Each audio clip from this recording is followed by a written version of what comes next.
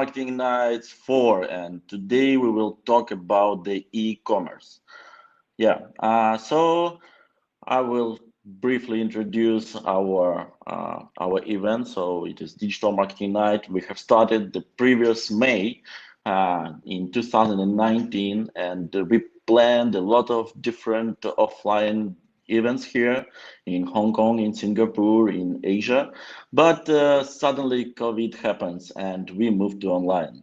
We started our first event, as I remember, in the end of the April, and now it is our second. Today we're going to speak about the digital marketing and e-commerce. We have great stars in today's lineup. One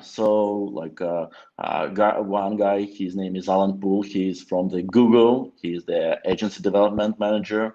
Another great guy is Frankie. He's from Shopify, the Hong Kong lead. Also, we will listen to such interesting guys like Dima Sidorin and Nikita Prokhorov. They will talk about the reputation. My great friend Lars, he is from First Page, and he will talk about e-commerce and SEO.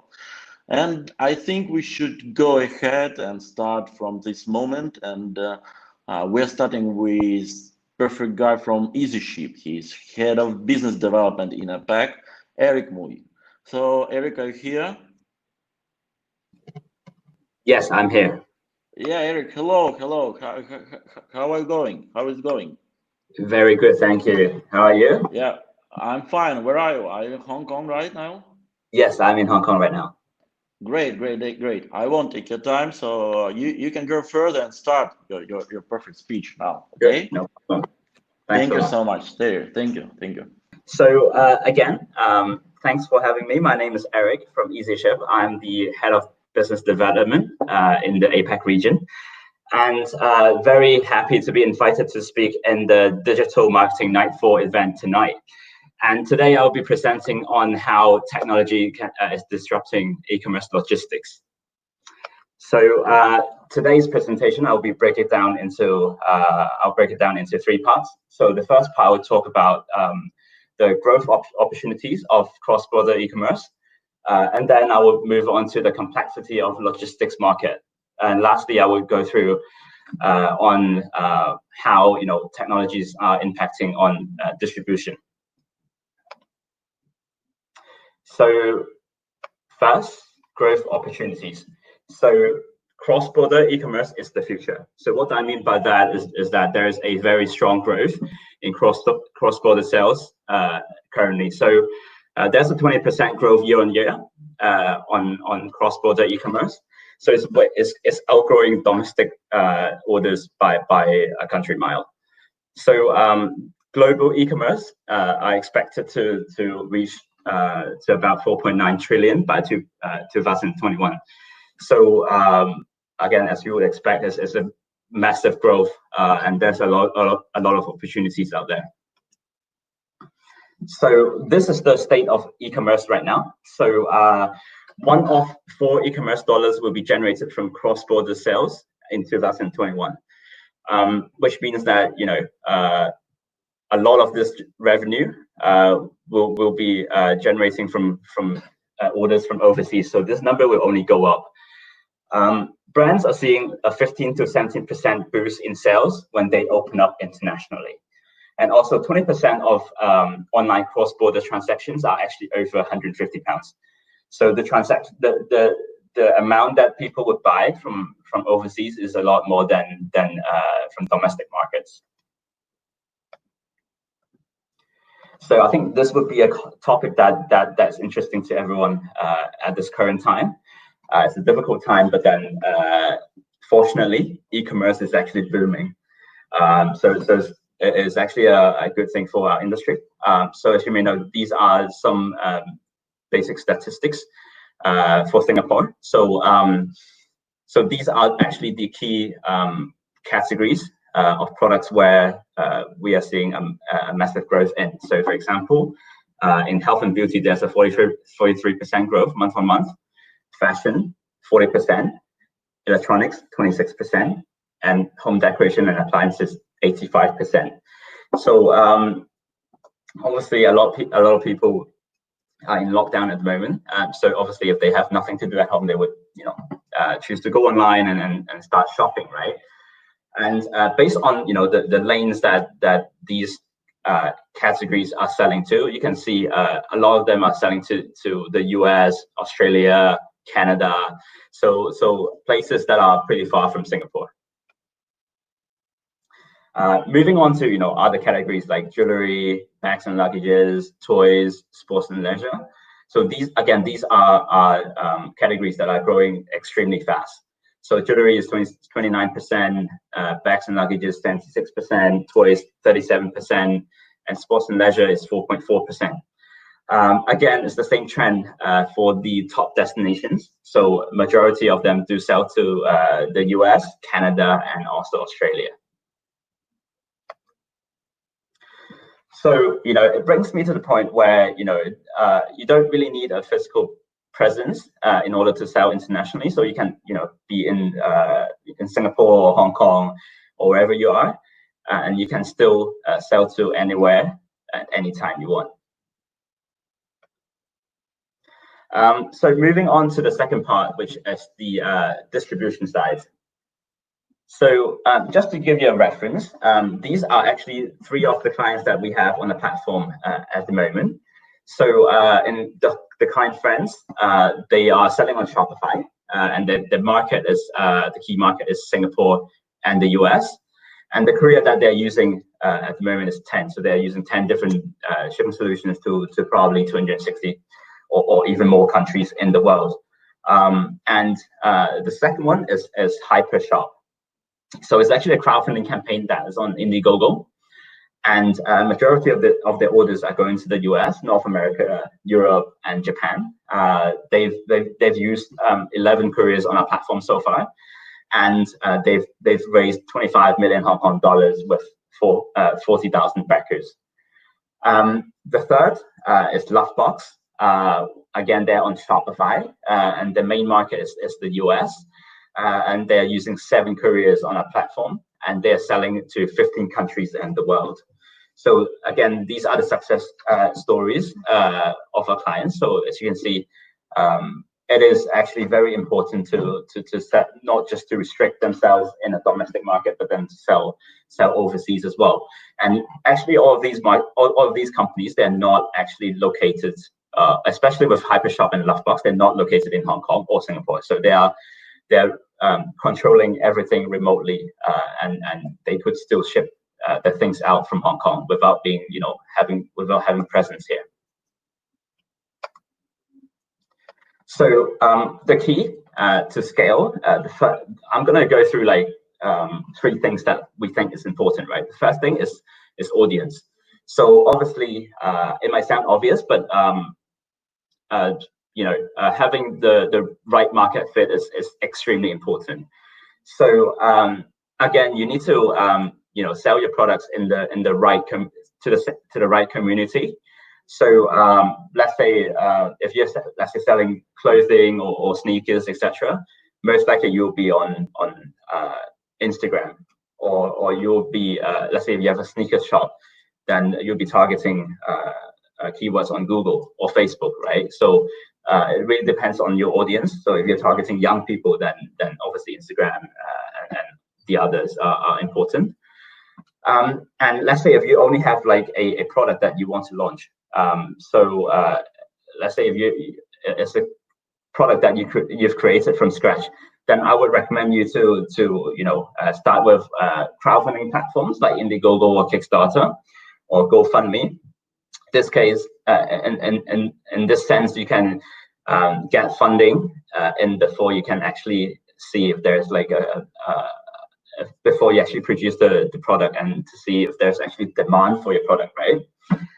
So you're actually testing the water with these platforms.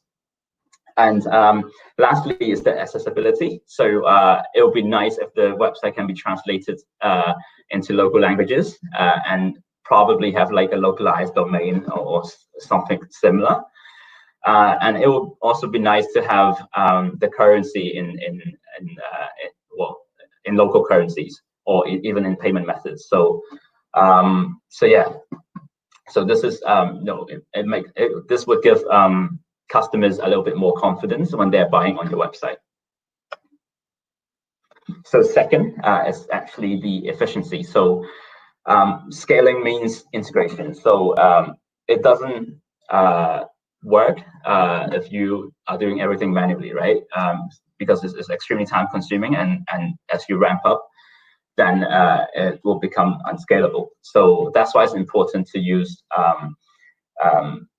tech platforms for different aspects, right? For example, in terms of payment, you can use PayPal, Stripe, etc., right? For e-commerce platforms, you can use Shopify, BigCommerce, Amazon, eBay, etc.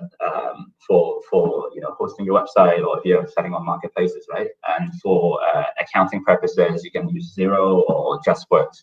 So these apps can actually help you to automate a lot of your daily processes. Lastly, is distribution. So it is very important for you to, after you figure out how to sell your products, is to understand how to ship it out, right? So it will be helpful if you have a fulfillment center that can help you to store your items and also to pick and pack every single order. So a classic example to that is obviously FBA, fulfillment by Amazon. So if you're selling on Amazon, then it is an extra service that they would offer for the customers. Freight, which is a classic example of a global fulfillment network. So they actually have warehouses in different countries in the world: Hong Kong, Singapore, Australia, the US, Europe, etc. And lastly, obviously, it's important to use shipping software that can help you to automate a lot of the repetitive tasks, right? So think about having to understand what documentation is needed that you need to provide for different countries or different products. It's already a headache, right? So I would recommend to use obviously EasyShip and other technology platforms that can help you to automate these processes. So in terms of the complexity of the logistics market at the moment, we have basically defined the 3 pillars for scalable distribution. So basically, having a multi-courier network is very important. Reason why is because different couriers have their strength in different regions, right? For example, UPS might be good for shipping out of Hong Kong to the States, whereas UPS or DHL might be better for Europe. So it's something that you need to consider before you choosing which courier to go with, in order to leverage the best shipping solutions for each destinations. So it is also important to have like a smart automation and integrations, right? So it's also nice to have a system that can help you to automatically generate labels, and also for packages to go out automatically. This would save you a lot of time on these again repetitive tasks, so you can actually focus more on what is more important for you, which is the selling side on the commercial side, right? Lastly, global fulfillment is very important. So your packages can be closer to your customers in this aspect, and shipping cost is cheaper as well.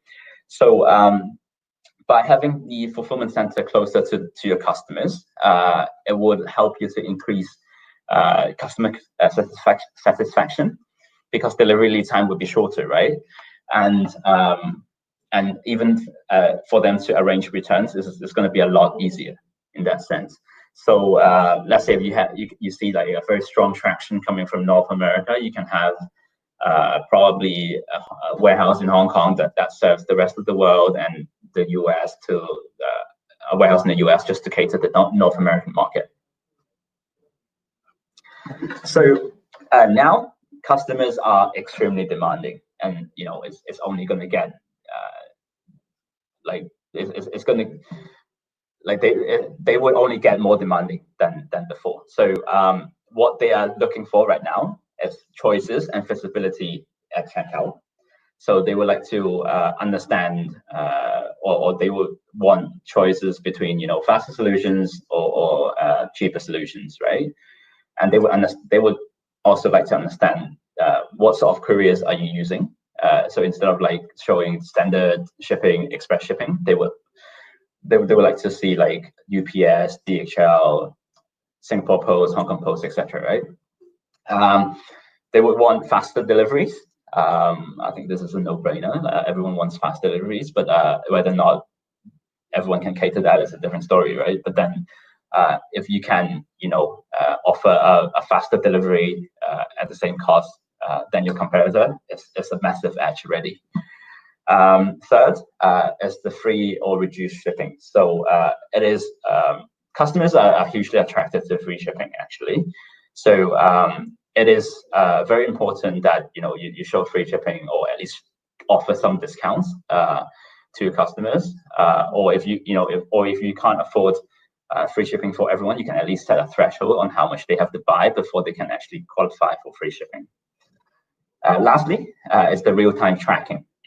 So all the customers would like to track where the shipments are after they've bought the item, right? So it's extremely important to provide tracking updates to your customers, and choose courier options that can provide tracking updates.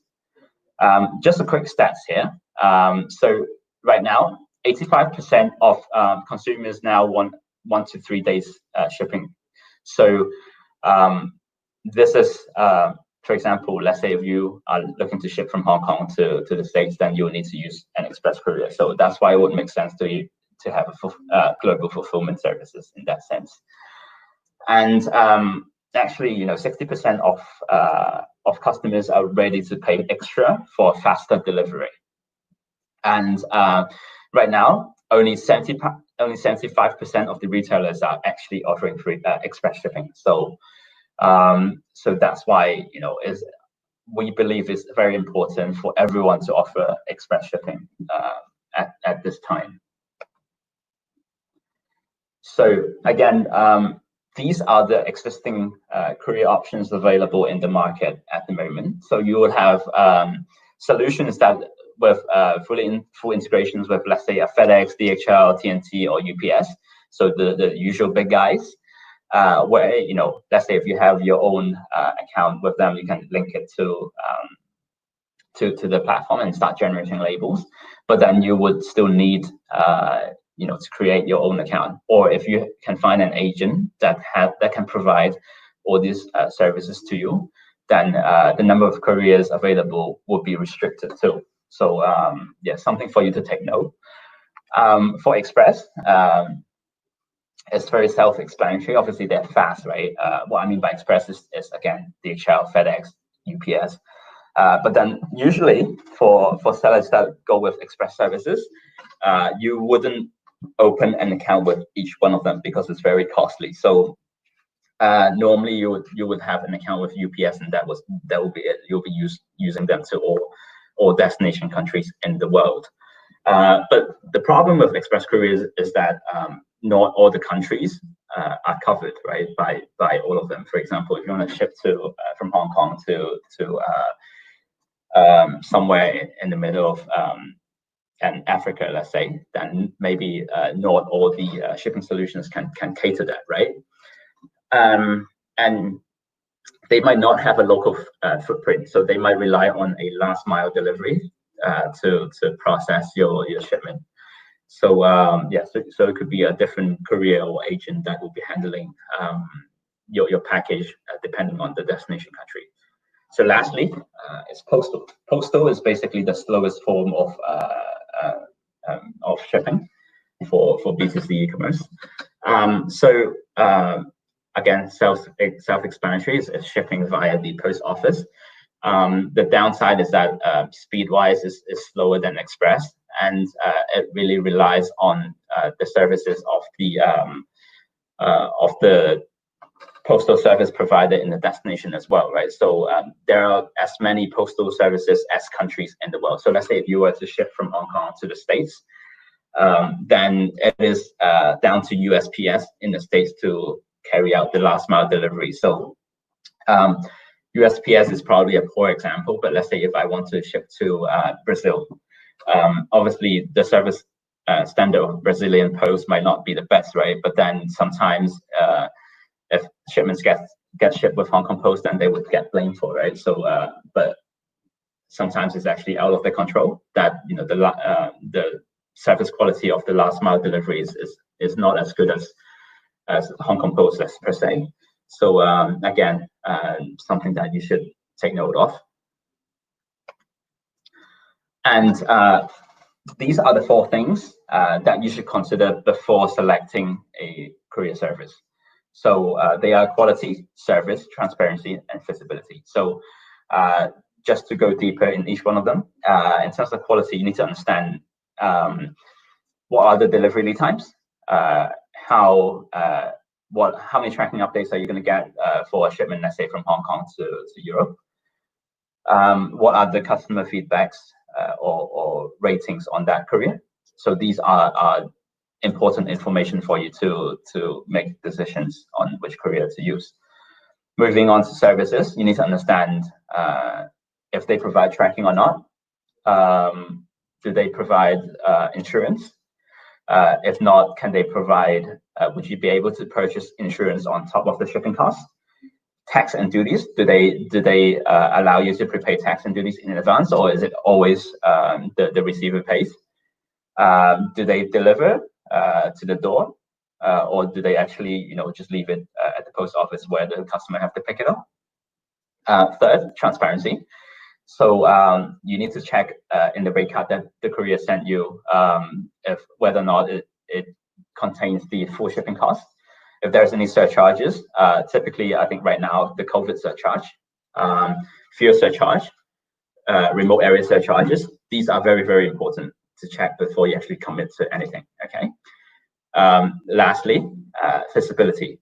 So again, you need to understand if it is a hybrid solution. So what I mean by that is you need to understand if it is a partners solution. So if whether or not the delivery is carried out by 2 parties, or is it one single party that would be handling everything?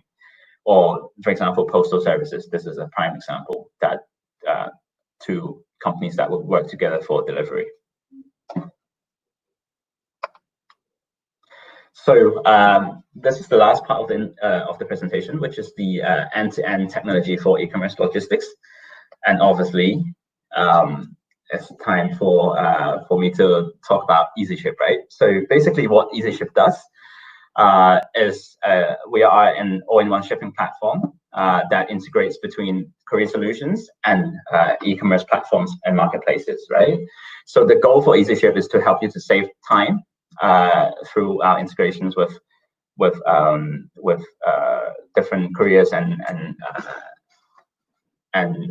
online platforms, e-commerce platforms, and save money through our partnerships with and special network of couriers. So what we can offer is basically a centralized dashboard where you can basically do everything. For example, you can get quotations, you can create shipments, you can manage orders from different stores. Let's say if you're selling on Shopify or eBay at the same time, you can manage all your orders under one single umbrella. You can check out your shipping analytics as well. So you'll be able to see which countries are you shipping to, where are my orders from, which courier companies am I using, etc. Right? And basically, you can also set up shipping rules to customize your preferences. Right? For example, if you know you're always using UPS for the US, then you can also set a rule to say for all shipments going to the US, you can always select UPS. And you can also manage your finances easily with the weekly statements that we provide on our platform. So all in all, is everything under one dashboard that can help you to automate your shipping processes. So at the moment, we have 250 shipping solutions available on the EasyShip platform, and we ship to basically all countries in the world, apart from a few odd ones like North Korea, etc. And we can offer up to 70% discount on international shipments. Okay, as I explained before, the reason why we have so many shipping solutions available is because different couriers have their strength in different regions, right? So UPS might be good for the States, and DHL might be good for Europe. So it's something that they can compare between the delivery lead time, tracking quality, and the cost on a platform, and decide to commit, whichever solutions that they will be using for different countries. So again, as I was mentioning, in the dashboard, customers will be able to compare not the delivery lead time, tracking quality, reviews, and also the full landed costs. So what do I mean by that? Is that we are able to show the exact cost breakdown of a solution. For example, if there's any fuel surcharges, if there's any courier handling fee, if there's, let's say, if you want to prepay tax and duties in advance, there might be courier handling fees, right? So you'll be able to see all these under one single dashboard, and there will be a breakdown on every time when you create a shipment. So the charge that we show, the cost that we show on our platform, is the final cost, assuming the weight and dimensions is absolutely correct. Okay. So tax and duties, as I just touched upon briefly just now, we are able to offer DDP solutions, which stands for Delivered Duty Paid. So let's say if you want to prepay tax and duties in advance, we actually have the tax rate of every single country mapped on our system. So that's why we are able to show you a guaranteed tax and duties amount. So let's say if you prepay tax and duties in advance on our platform, we guarantee you that there will be no extra tax and duties to be paid by your customer when they receive the item. Shipping documents. So I think this is probably one of the key struggles of new sellers, right?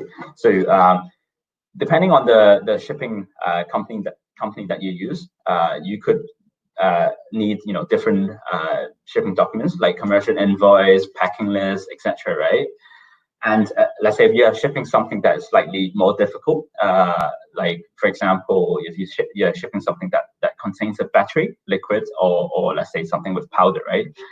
Then our platform can generate these declaration forms for you. It's also done based on the courier's requirements as well. So let's say if I want to ship a mobile phone with FedEx, right? Our platform will be automatically able to generate the commercial invoice, the battery declaration forms, the label. So all you gotta do is to print out what is provided by a platform. So straight, when you create a shipment on a platform, we'll provide a PDF to you, and you just need to print out whatever is provided, and you'll be fine. Now, integrations to EasyShip. So EasyShip actually has a full integration with all these platforms listed here. The main ones that you can see is Shopify, Shopify Plus, BigCommerce, Magento, WooCommerce, Amazon, eBay, etc. Right? And we'll be able to push the tracking back to each respective platform. So your customers will be informed once the item has been shipped out, and they will be able to track it online as well. And users will be able to synchronize orders from these platforms, either automatically, or if you decide to do it manually, you can just push one button, then all the new orders or unfulfilled orders will be pushed through to EasyShip. And don't worry if you're not selling on all of these platforms or any of these platforms. And let's say if you have your own custom built website, we also have an open API as well. So this would be the EasyShip flow, right? So let's say if you have a new order on your Shopify store, for example, you can easily import them into EasyShip with one click of a button. Or if you decide to switch on the auto sync feature, it will be done automatically based on the time the time frame that you set on a platform. So it can be synced through every 1 hour, or in every 24 hours, right? And once the order has been synced through to our platform, you'll be able to select from a bunch of different couriers. So as I said, there are over 350 shipping solutions available on our platform with like a very steep discount for international shipments. Then in that case, you can select the best shipping solutions for different countries. You can also download and print pre-filled labels and documentations from our platform once you have selected the courier options. So you can just print out whatever that's provided from a platform, and you can schedule pickups from the EasyShip dashboard as well. And lastly, you can track everything under the EasyShip account as well.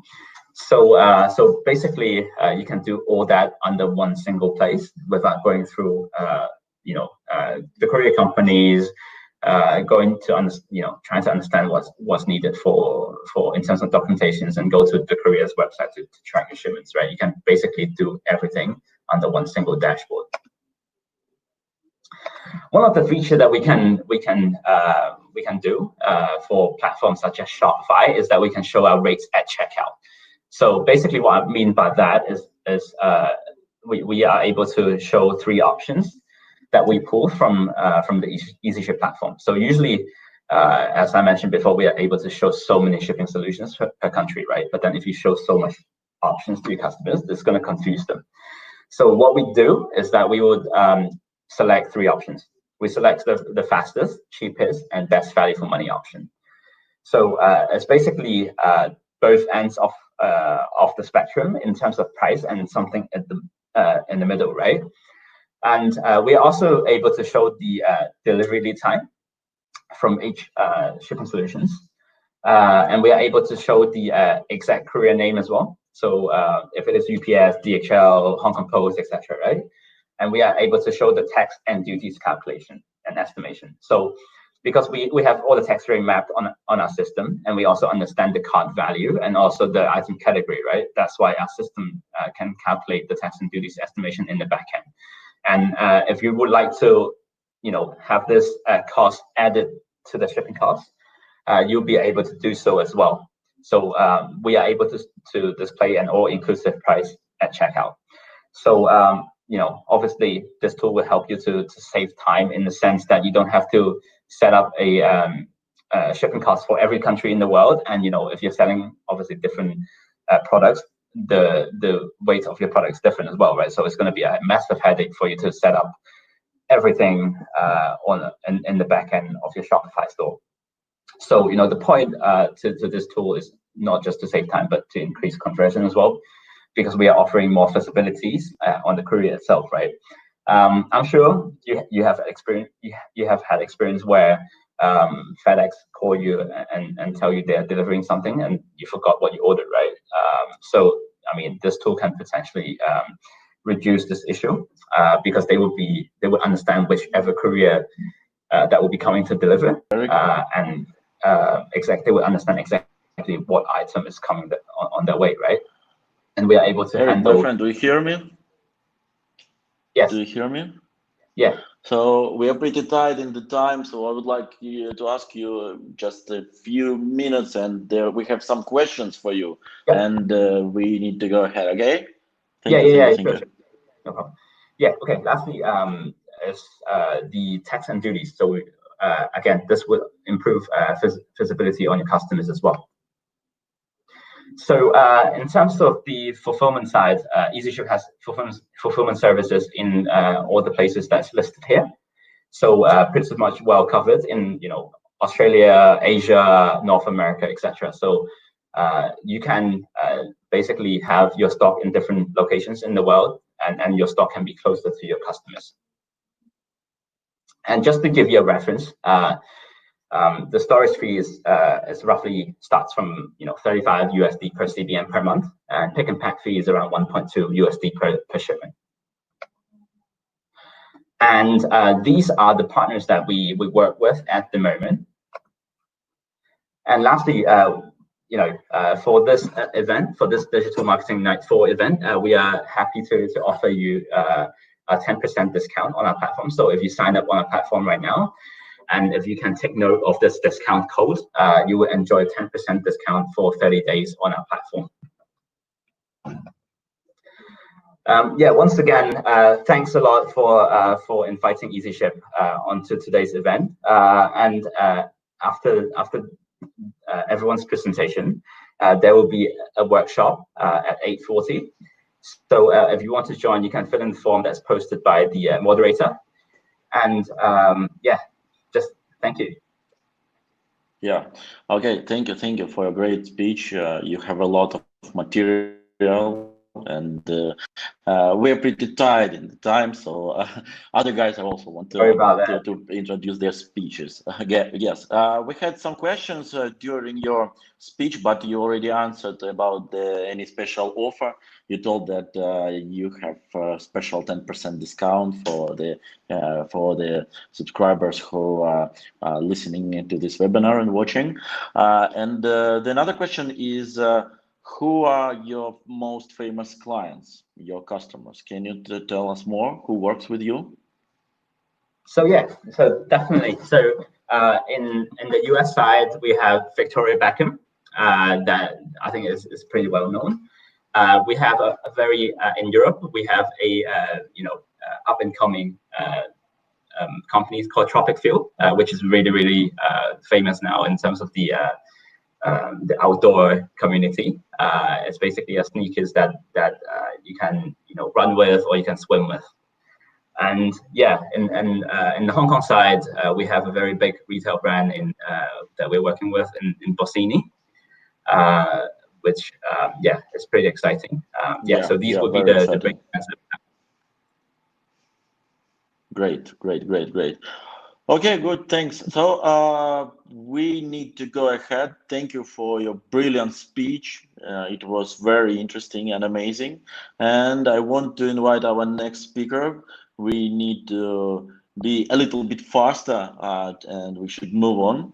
So I want to invite, thank you, Eric. Thank you so much for your speech here. Right. Thank you.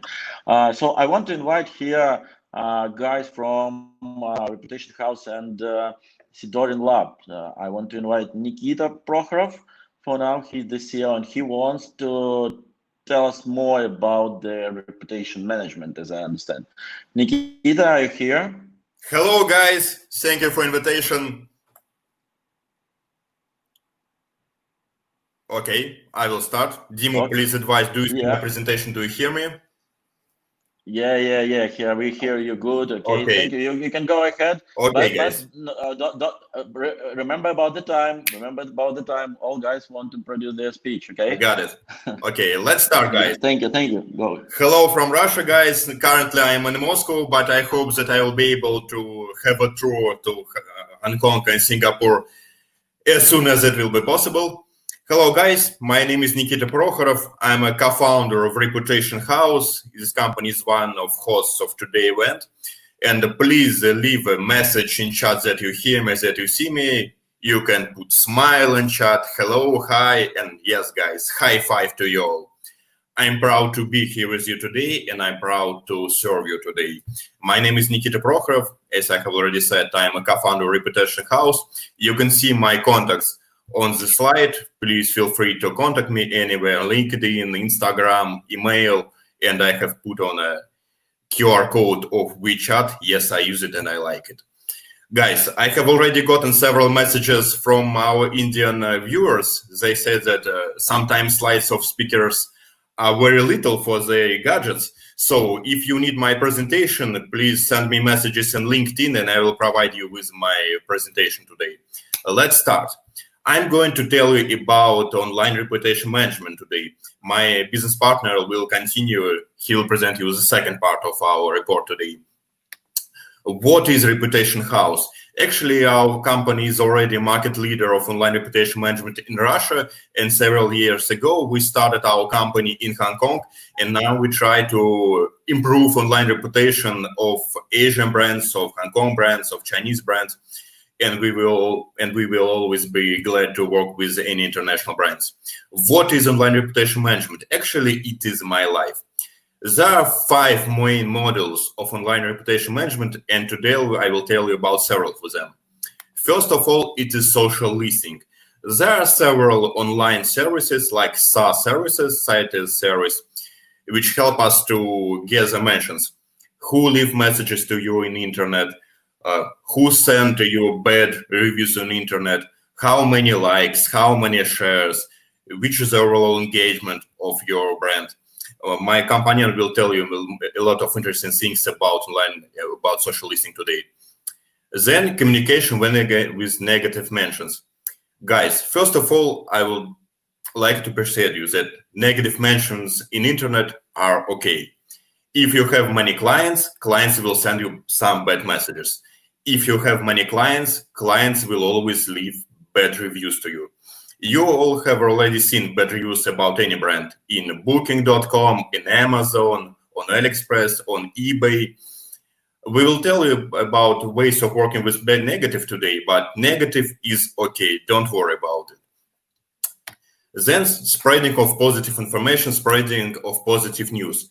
Guys, I hope that you understand that it is one of main tasks of any digital manager, of any digital PR manager, to spread positive information, spread positive things, spread positive news about your brand. We will find some way how can we do it for your brand today. And actually, yes, I will have separate workshop with a close group today. If you want to join it, ask me and we will find a way of spreading positive information about your brand. In my favorite part of online reputation management is SERM. It's search engine reputation management.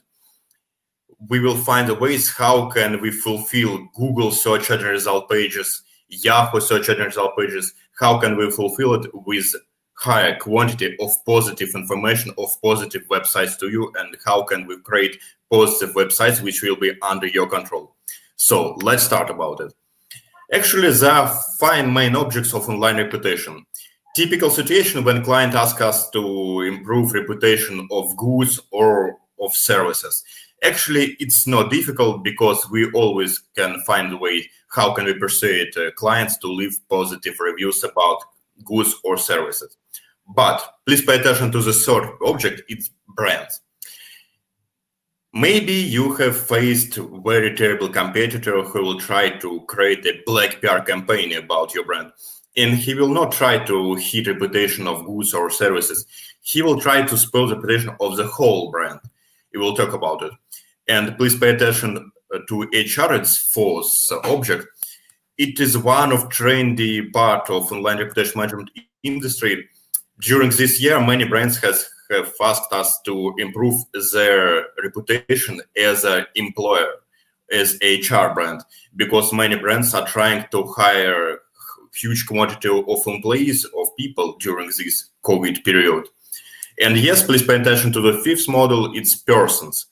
Actually, yes, there are many leaders and heads of brands who want to improve not brand reputation, they want us to improve their personal reputation.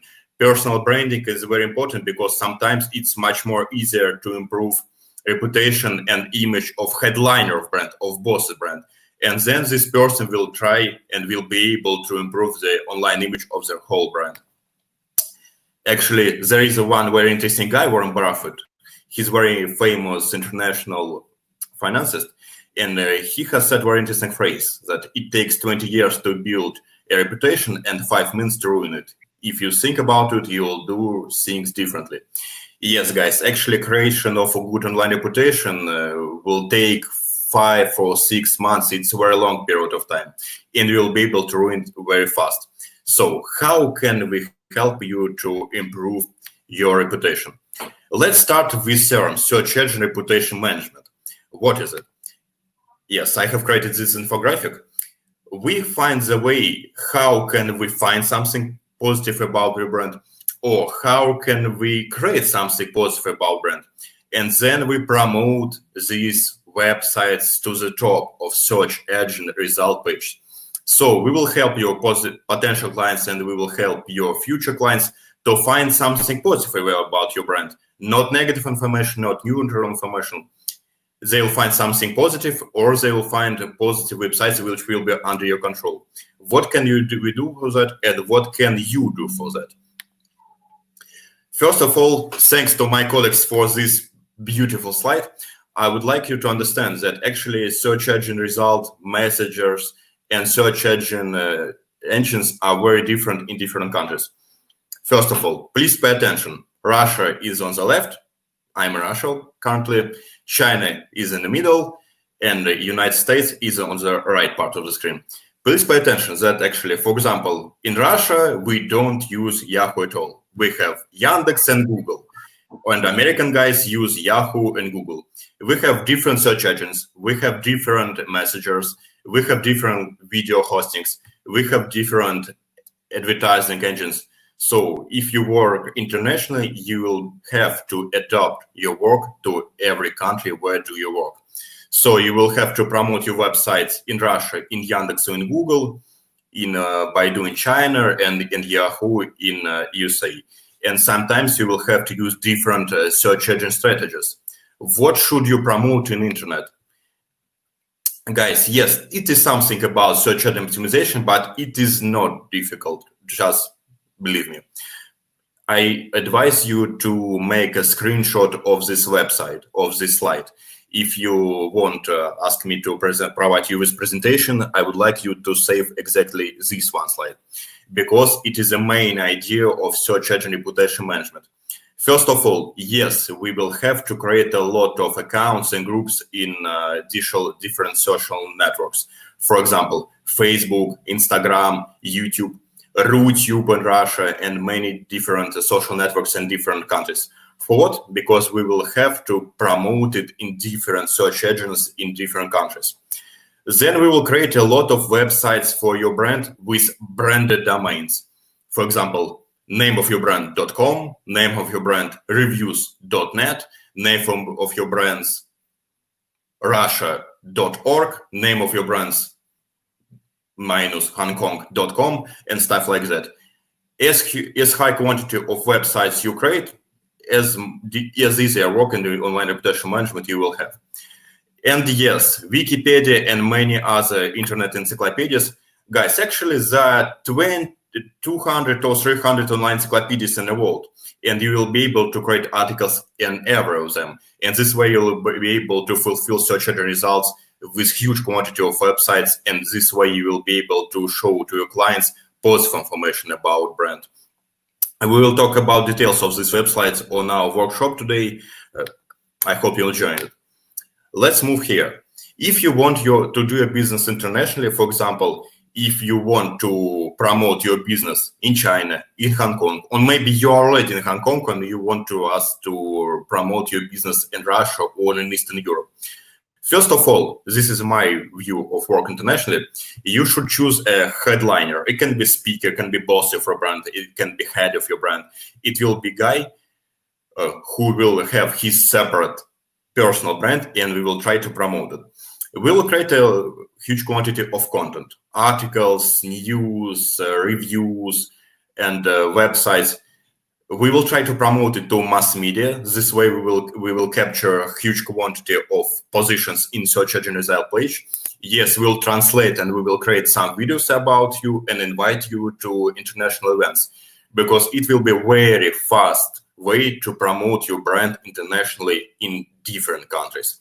And all these tools will be able to help you to capture lines in search engine result page.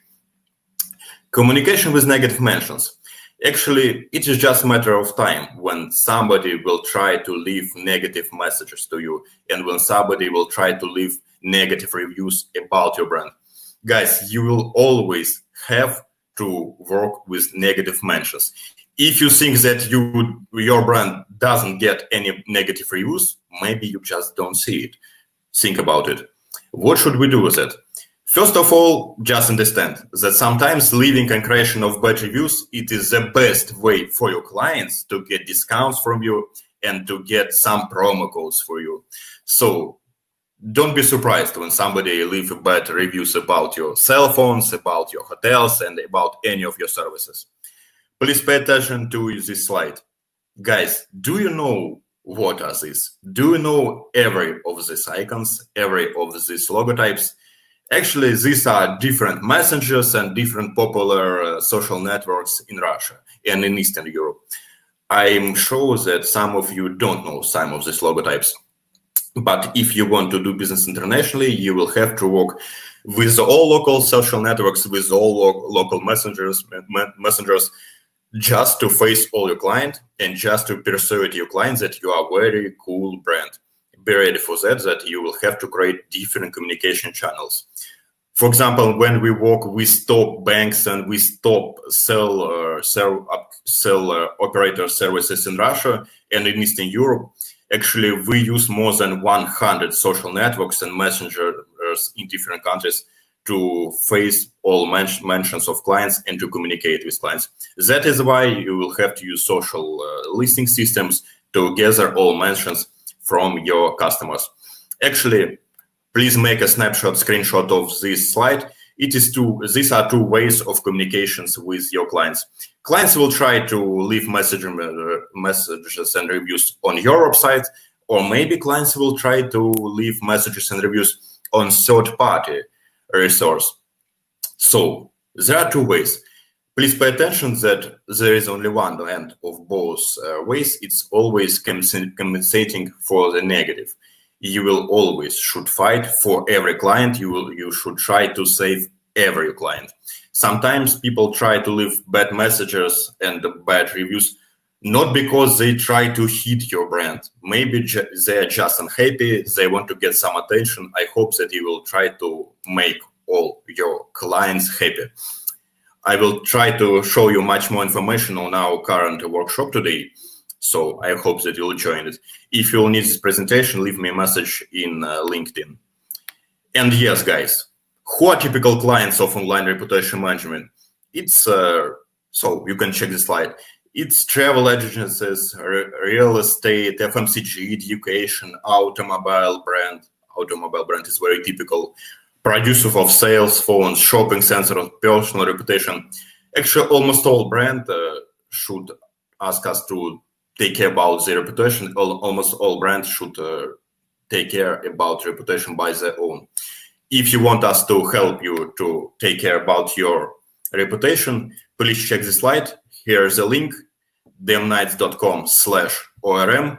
If you will send a request to this link, I will provide you with free audit of your online reputation. You will get a personal access to our mobile application, and you will get several special gifts from me. Actually, I like gifts, and my special gift will... Actually, I have one very special gift. I will be able to provide you with it in 2 or 3 months. Yesterday, our book has won a competition of best business book in Eastern Europe from PricewaterhouseCoopers. Currently, we work on English translation and on Chinese translation with it. So when I will get it, I will send this book to you guys. If you need a free online reputation audit, here's a link. Ask me for it, and I hope that we will work together. Actually, I would like my business partner Dima to continue my presentation. He will tell you a lot of things about social listening. Guys, there is one very cool speaker on right side of the screen. It's me, actually, yes. Thank you for attention. If you like my presentation, write something to me in chat, and I hope that we will communicate with you. Feel free to join my workshop today. And yes, here's my contacts in LinkedIn, in Instagram, in WeChat. If you need my presentation, if you want to get in touch, feel free to come to connect with me. Thank you for attention. I am proud to serve you, and I'm proud to be with you today, guys. Thank you, Nikita. Thank you, Nikita. But there's one very good question from the chat. Yes.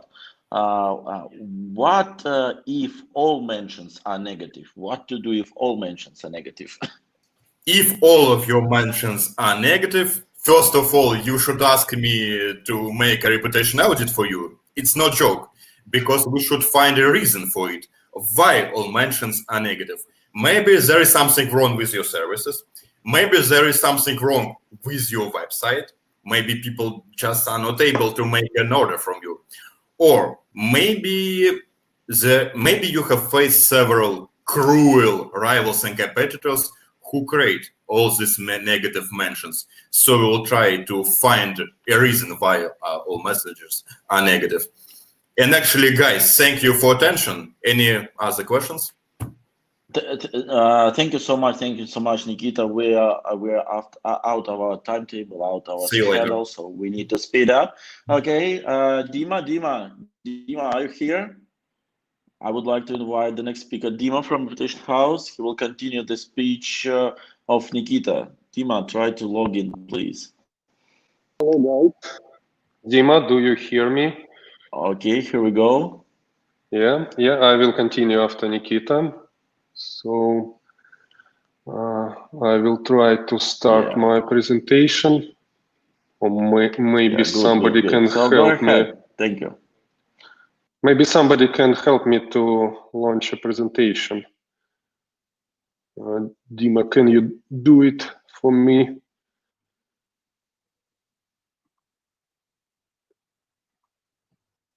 Dima, if you hear me, please start my presentation.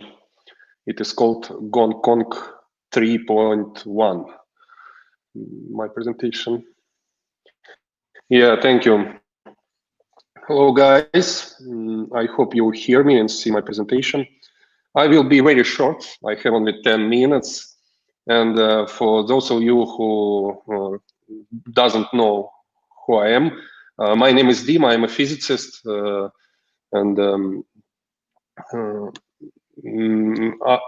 My job was to write programs that will modulate signals from detector in a Large Hadron Collider.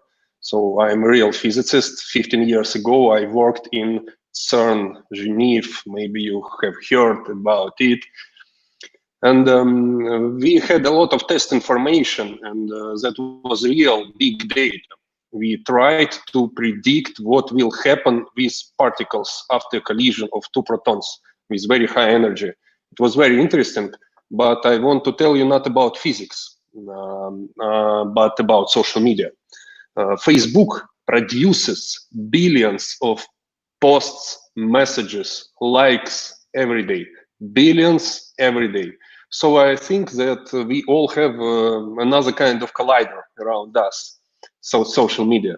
More than 10 years in our company, Reputation House, more than 10 years we do analytics in social media. Each day, more than 100 scientists in our company analyze millions of messages.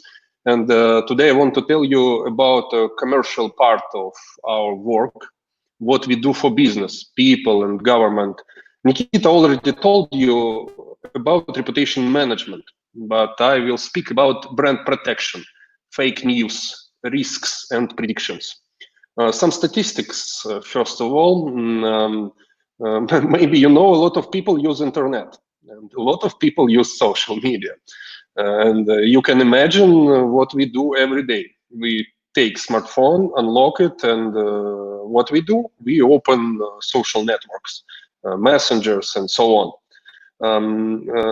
The second idea is that the amount of social media users continue to grow very fast. And last month showed us that sometime, maybe, all people will sit at home and communicate using social media. And the last statistics is that we spend a lot of time online, almost 7 hours online spent people in Hong Kong and Philippines, more than 10 hours. And what people do online? First of all people are different, and they use different social media. If you want to know what people do online, you should gather all information that they post online. Second difficulty is that we have different types of information.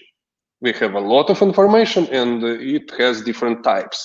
And text messages, images, sound messages, videos, and so on. And when we analyze this information, we see that people talk about other people, about celebrities, about football players, about companies, about their products and services. They write reviews and talk about politics. And it is not so easy to collect information. A lot of people ask me to do something with fake news about COVID-19. As you can see in this picture, users write about COVID-19 about 100 million messages each week. 100 million messages each week. But we have good news. Every day, every new day, people and journalists write less. And through this picture, I can predict when all this situation become non-popular. How can we gather information? It is not surprising for you. We have social media monitoring tools. Some of them you can see in this picture. And if you want to get whole Excel file with analytics about more than 20 systems, please use QR code or a link you can see in this picture. What is the most important thing when you choose social media monitoring tools? Sources of information, how many sources you can see, and a speed of collecting information. For example, Mr. Putin's press conference is going online.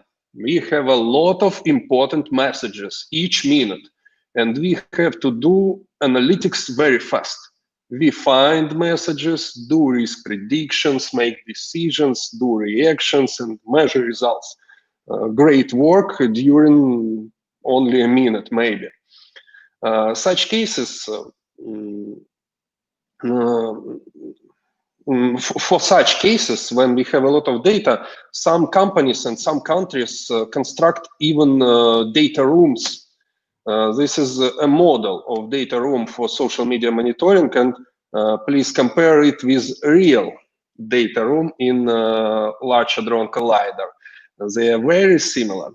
And I already told you that we help companies and people to analyze and correct their reputation. But the most interesting thing is to do brand protection, to predict what will happen with company next day, maybe next minute, next hour. Sometimes we protect countries and cities from fake news and information attacks. You can see an example of analytics about Hong Kong.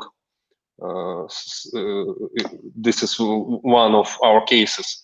Also, for example, using social media monitoring system, you can find all messages about weather. For example, you can see where is rain and when is rain. And even you can see how it looks like. Which kind of rain do you have? We can repeat such measurements each minute and see a speed and direction of rain. Collecting data from social media, you can predict weather. It's not a miracle. It's a very simple task for us. Such idea we can use for epidemics. We can collect information from online news, from social media, and see where people have some difficulties with health, and put it on the map, and then continue do such measurement and see direction and speed of epidemics. So we can predict future. Collecting information from social media, we can predict future. And I think there will be a lot of startups about it in the nearest future. If we can predict future, maybe we can change future. And I want to show you the last thing in my presentation.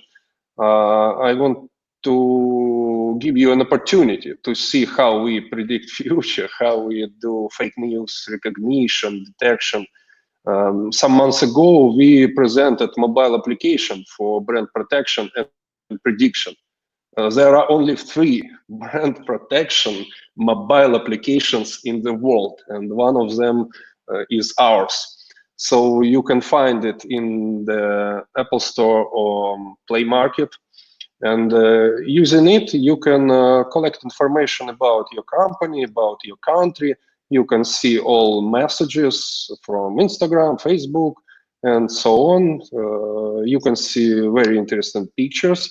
You can, using this application, continue reading message in social media, push the button, and you will see it in the social media. And also you can affect it.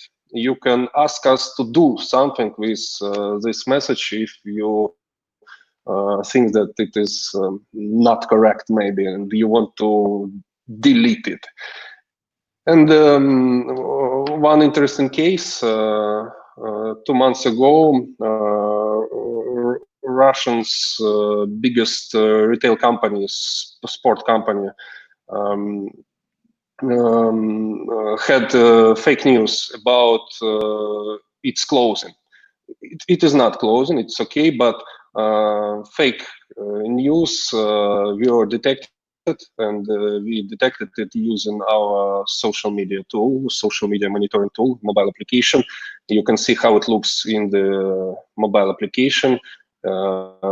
You can see how many messages, positive, negative. You can see different cities, geography of attack, and social media characteristics. And it's very, very similar for machine learning to predict some cases like this.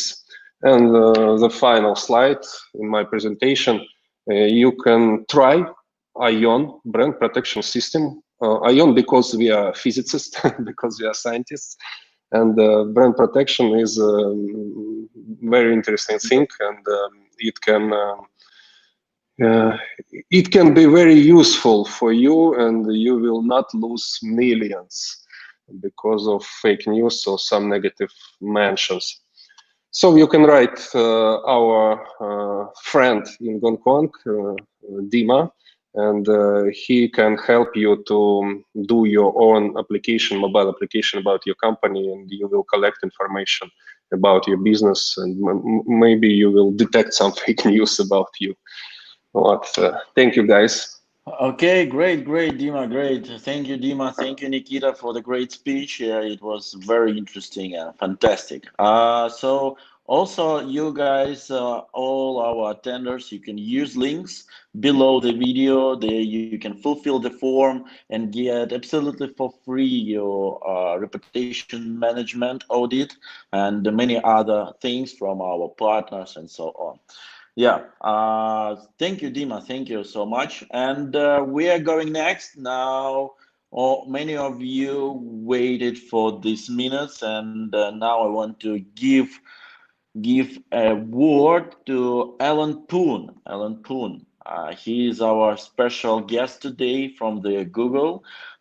He is agency developer manager, and he will talk to us about the e-commerce customer trends on Google during the COVID. Alan, can you hear me?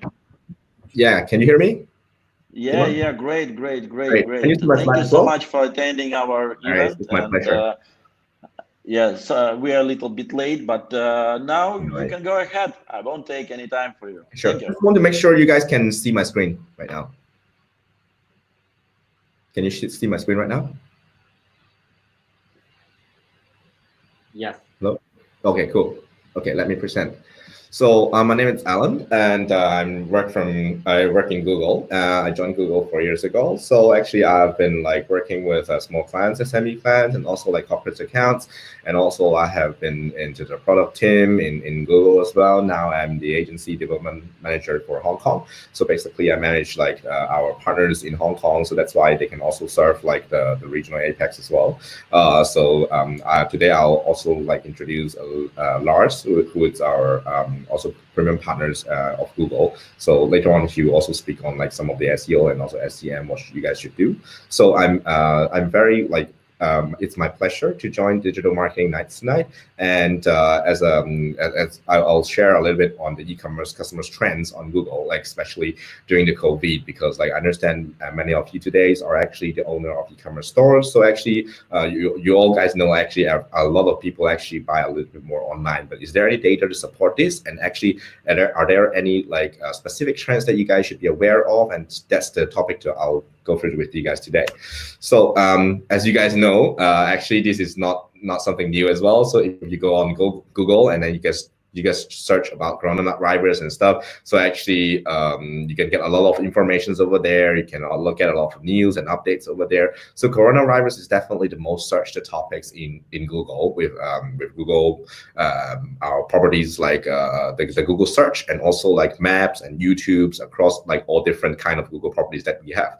So definitely coronavirus has been the most searched topic over there. So if you can see the graph in the middle over there, it's kind of interesting. So there was no wonder the blue graph is actually about like the topics, everything, every search terms about coronavirus or queries about coronavirus. But then like since in 2020 in January, it hits the North America, and also it hit a lot of like different places. Actually, the search index goes way up over there, and it even takes over news and also music, restaurants, and mask topic, this kind of stuff.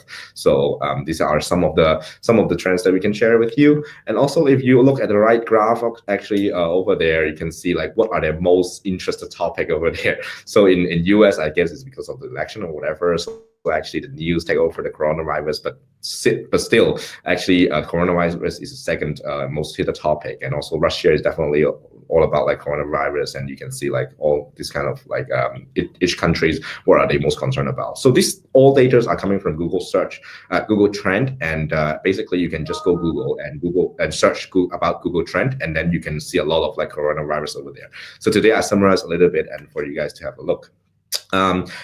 To all those data, actually, I think I would like to draw your attention to some of those trends, because you guys are e-commerce owners, and then because you should be aware of some trends and also data that are related to your business, rather than to like understand a little bit more like how many people actually go to eat pizza. So this kind of irrelevant search or queries are actually irrelevant to you unless you are doing like restaurants or stuff. So today I'll talk a little bit more about like the shopping behavior and also like the consumer behavior. So what do consumers actually in the global? So today's all my data is talking about the global data, because I understand that many of you are actually running e-commerce, and with EasyShip and also with all other like logistic and payment partners, actually you guys can ship globally. So basically today data will talk a little bit more on the global perspective. So if you really want to know about like in countries data or whatever, you can reach our like Lars from First Page, which is our premium partner in Hong Kong. So today what I'll be talking about will be like what do they expect when people are doing shopping, and what are the actually because of COVID everyone stays home, or even like place in Hong Kong or Taiwan which are more safe, but the thing is they are also doing like social distancing. So what are the consumer behavior change in these places in globally, and also like what kind of consumers when they are staying home, what are the things that they are consuming, what are the materials, online materials and content and stuff. So let's go on to what consumers are actually thinking and what people are expect and how they are solving for their needs during the corona pandemic. So first of all, when we need to understand what people are thinking, we have to like understand, because if we're talking about the global, so if each of the different places are in different stages of the pandemic, right, of the COVID-19. For example, in Hong Kong and Taiwan, actually there are no local cases anymore. So actually the economic is actually getting in the rebound stage. So actually many people actually going out from home, from jail, actually, out of position like this. So people are going out again. But for some of those countries, for example, US or some other Europe countries, they are still at the floor stage, which means they are like still mandated to like stay at home, or actually it's still not really safe to go out there. So actually they are still quarantined at home. So make sure when you make this decision for your e-commerce business for those countries, bear in mind that you need to make those strategies and strategize your business strategy on different countries. And this is very important. So, okay, this is something I would like to tell you. So whenever everyone is panic about like COVID, right? But the thing is it okay to for like your consumers still reach that, or for advertisers or for like businesses like you e-commerce players to reach them? Actually, over 85% of the US consumers said it's completely acceptable for companies and brands to communicate at this time. So actually, you can still play some ads or SEO or whatever, craft your message to your potential customers. But the thing is, what do you need to communicate with them? It's the key.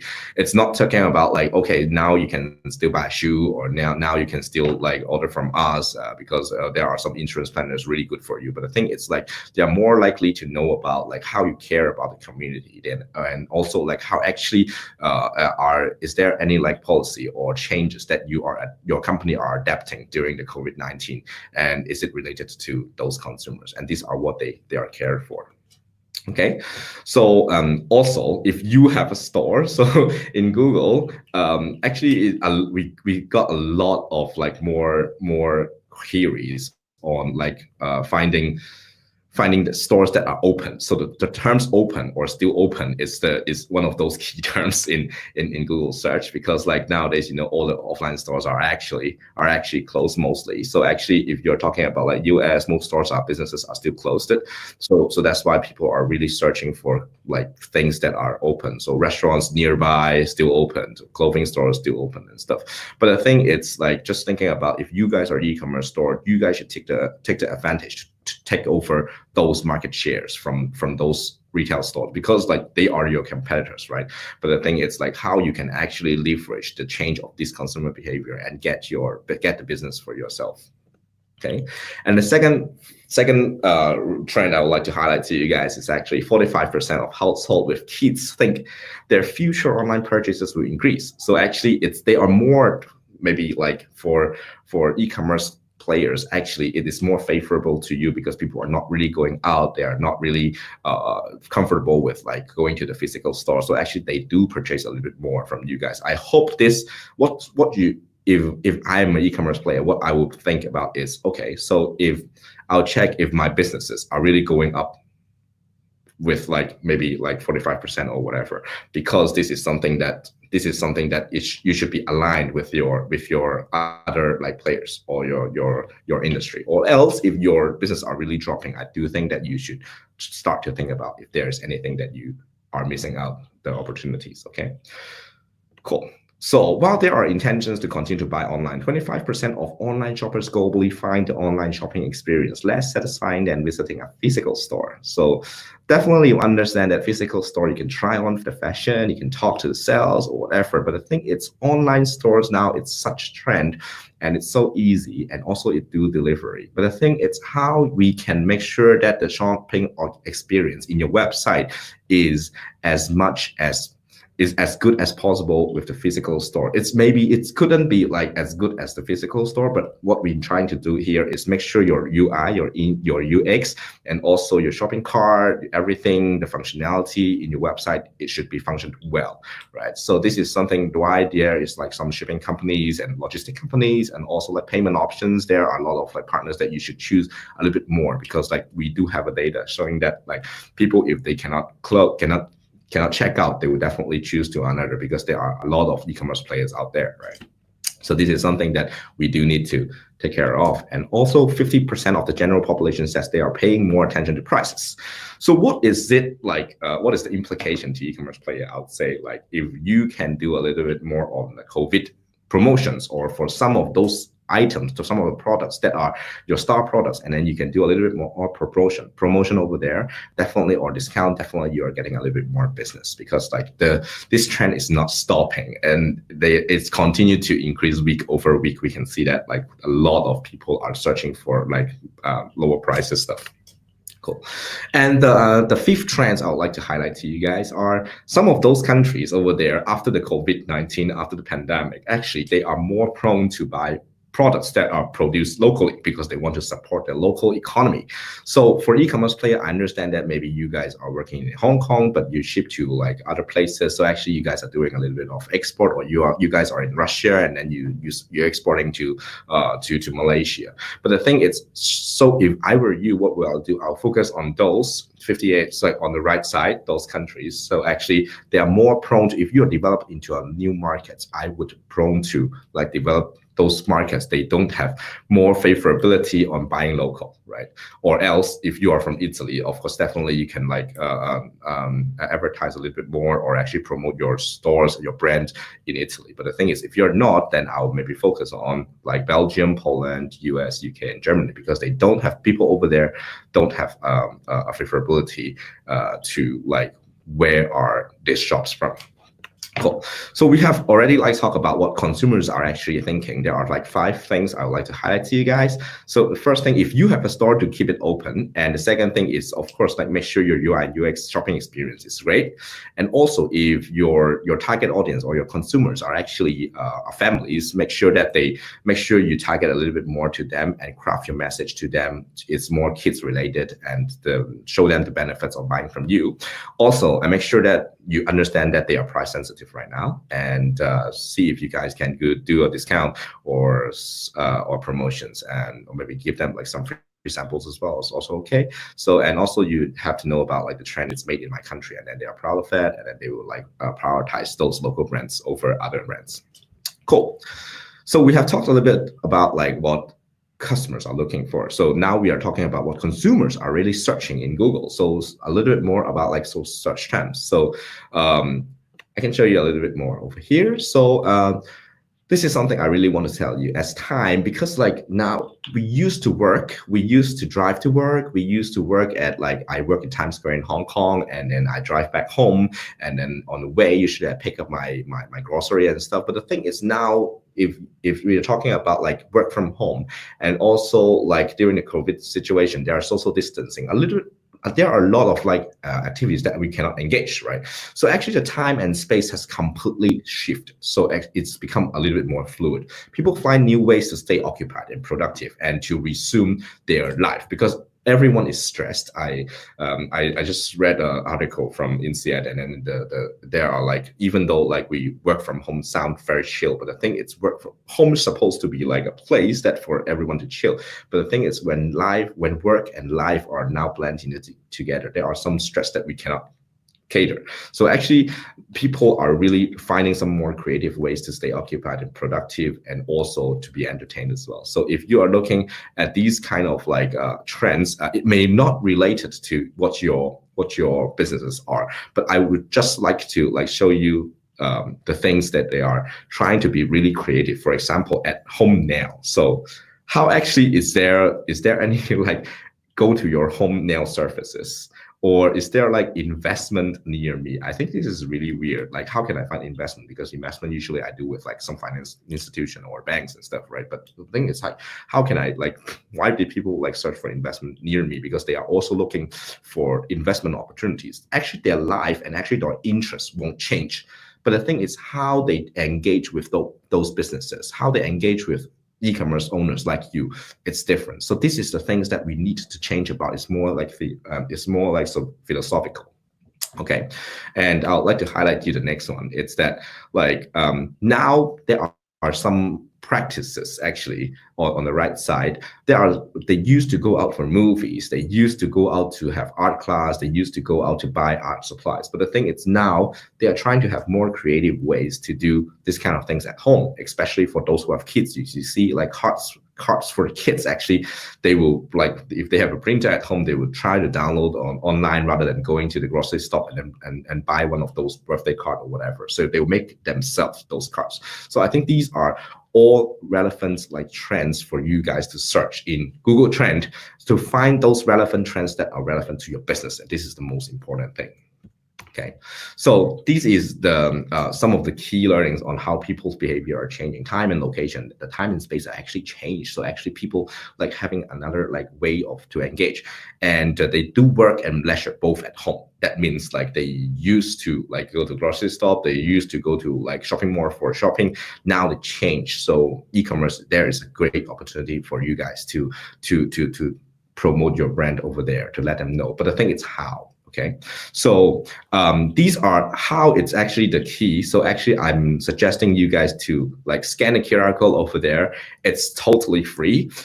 Google do a lot of like free things. So like Google Translate, Gmail and stuff. So actually there is a thing called Google Trend. If you go to Google Trend, there are several things I would suggest you to do. The first thing is go into the coronavirus section. We have a lot of like engineered effort put in that, and then to help everyone in different countries or even for global. So they can like show you what are the insights for each of those countries or the selected countries. What are the insights over there? What are the rising search terms? What are the heat topics?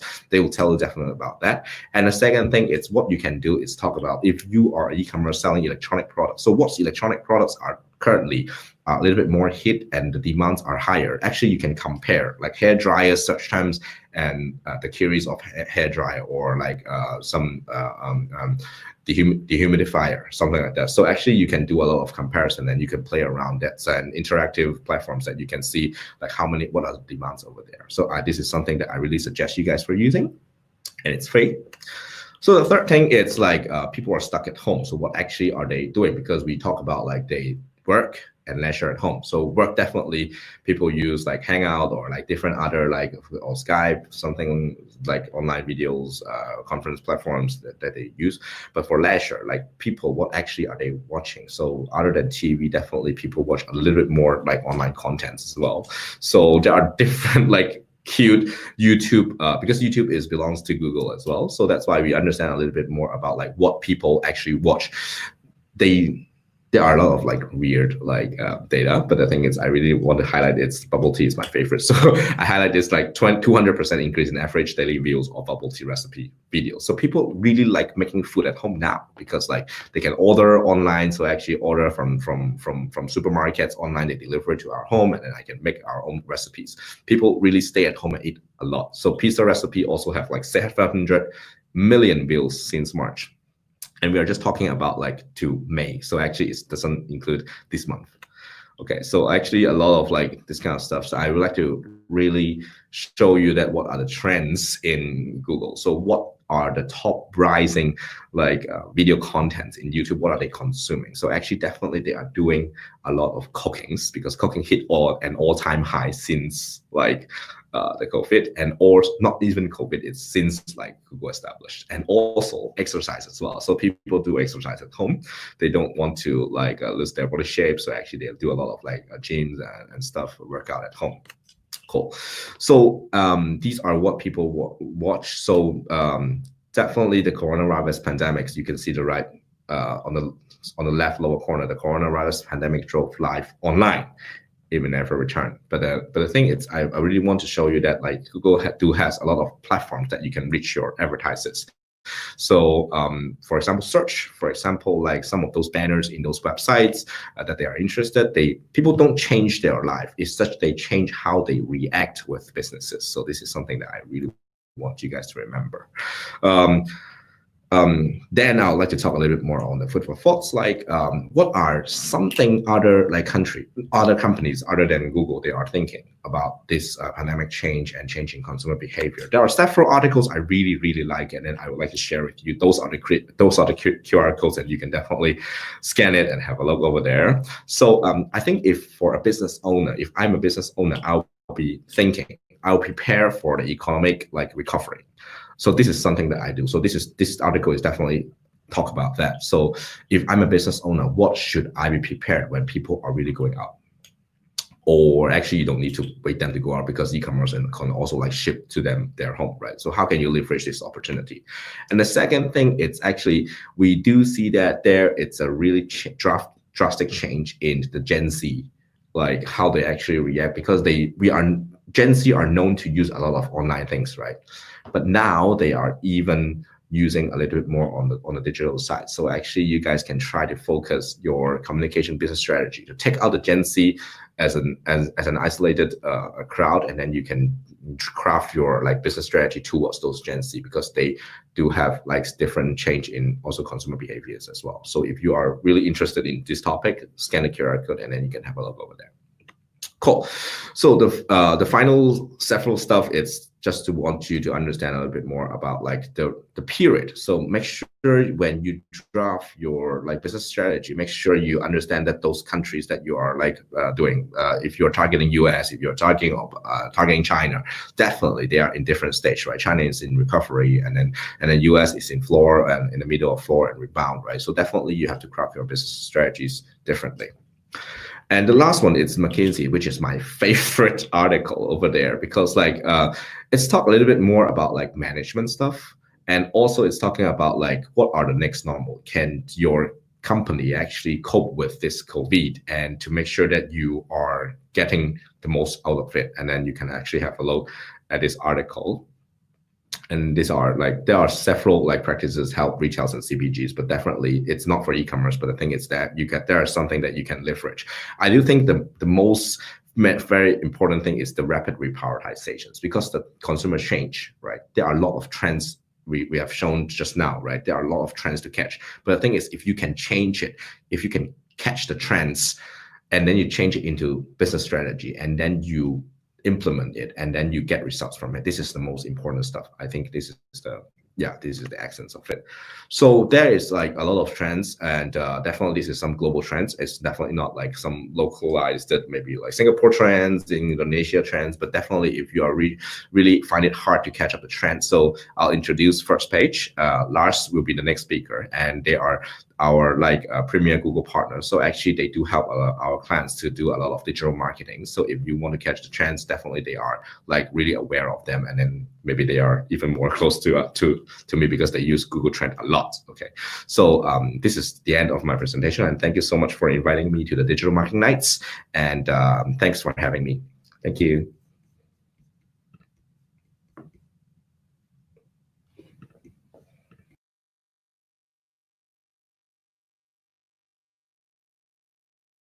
It's gorgeous, yeah. Okay, so I think it would be great if we collect some questions, and maybe you can answer them later, because we need to speed up, and I want to invite my friend Lars to the stage. Yeah, and it would be great. Lars, are you here? While we are waiting for the Lars, you guys, so all our attenders can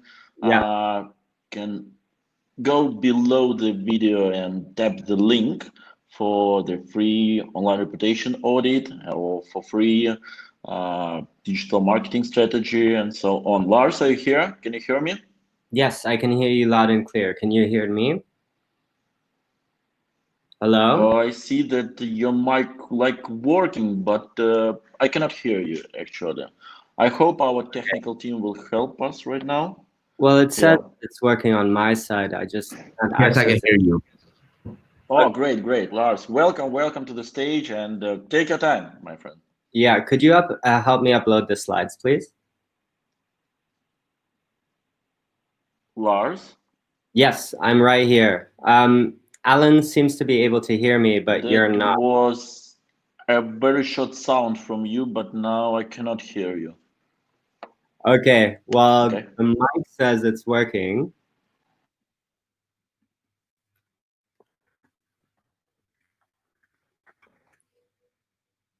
Can you guys hear me?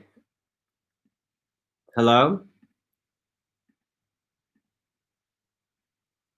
Yes, okay, so Frankie can hear me as well. Eric can hear me. Dima, for some reason, I don't seem to be getting through to you. Could you also please upload the slides that I submitted earlier?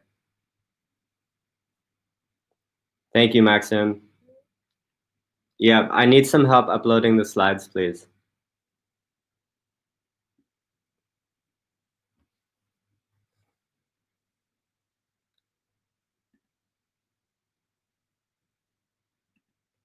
Okay, so everyone is able to hear me, but the slides aren't getting uploaded. So that's pretty much the only thing holding me back. I think while this is happening, just to kind of give you guys an overview. So Alan quite rightly already pointed out that things are changing within the realm of how we utilize search and how that impacts different volume elements. This will, of course, also have an incredible impact in regards to utilizing the opportunities associated to different search volumes, especially when it comes to driving traffic to your website and giving your brand visibility.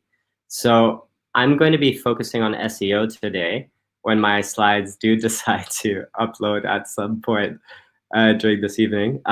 Perfect.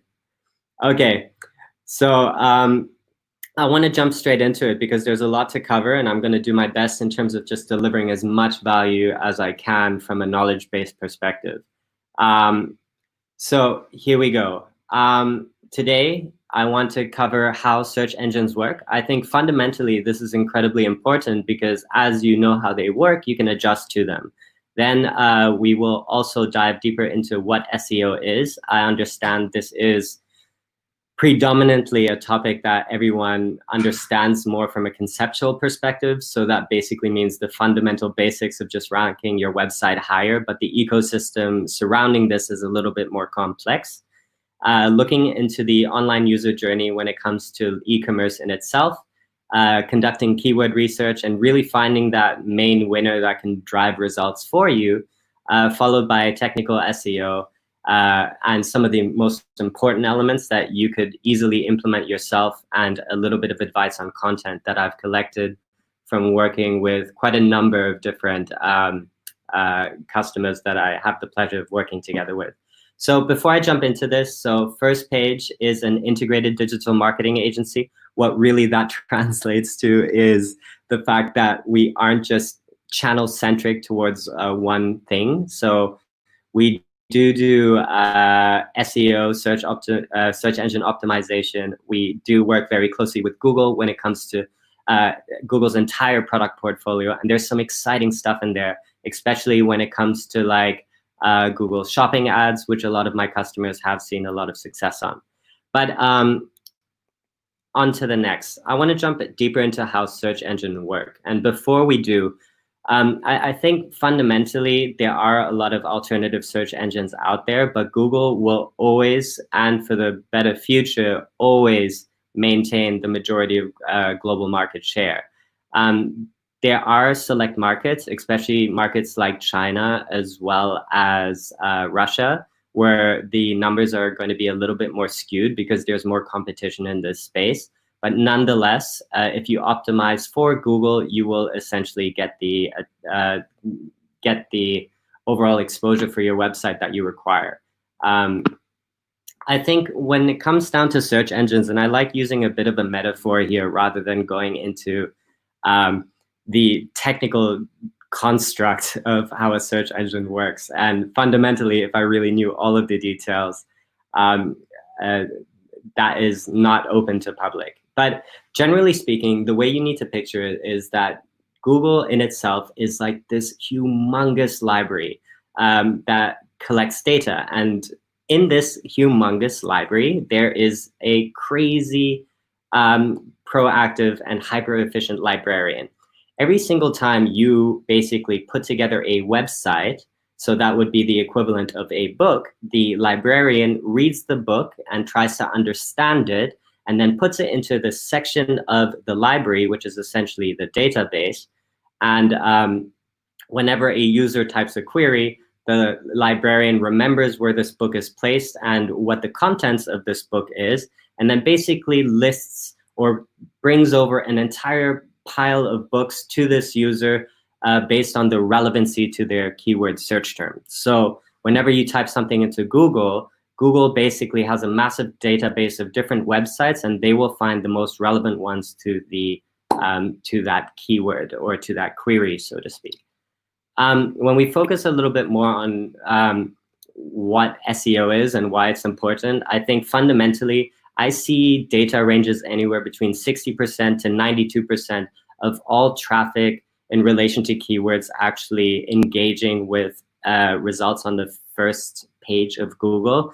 There's an ongoing joke that the easiest way to hide a dead body is actually on the second page. So that is why it is such a hotly contested area of real estate, especially when it comes to the online market.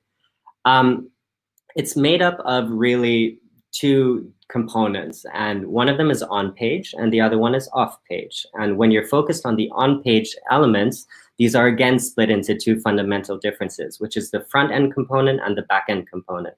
So when we're focused on the front end component, Google's algorithm is pretty interesting. It also takes into consideration user behavior, so how users engage with your website, how many pages they look into, how much time they spend on your website, and also takes into consideration what your bounce rate is. So that is essentially anyone landing on your website, looking through just one page and then basically bouncing. So just limiting their overall journey experience to one page on your website. We really define this as more optimizing your website for the user experience. So as Alan already stated, UX is incredibly important here. The information you have on your website needs to be engaging enough to address different user queries. And then in addition to that, it needs to have a seamless experience when it comes to actually navigating the website. Don't confuse users when they're trying to navigate your website by having navigation elements that restrict them from doing that. Then you have the backend component. So the backend component is really just more technical. Google is a text-based algorithm. So what it does is it actually crawls the individual pages of your website and tries to get a better understanding of what these individual pages represents. So if it's not structured properly, it's like having super messy handwriting and writing a book, and you're making the librarian's job harder to really understand the contents of your book, right?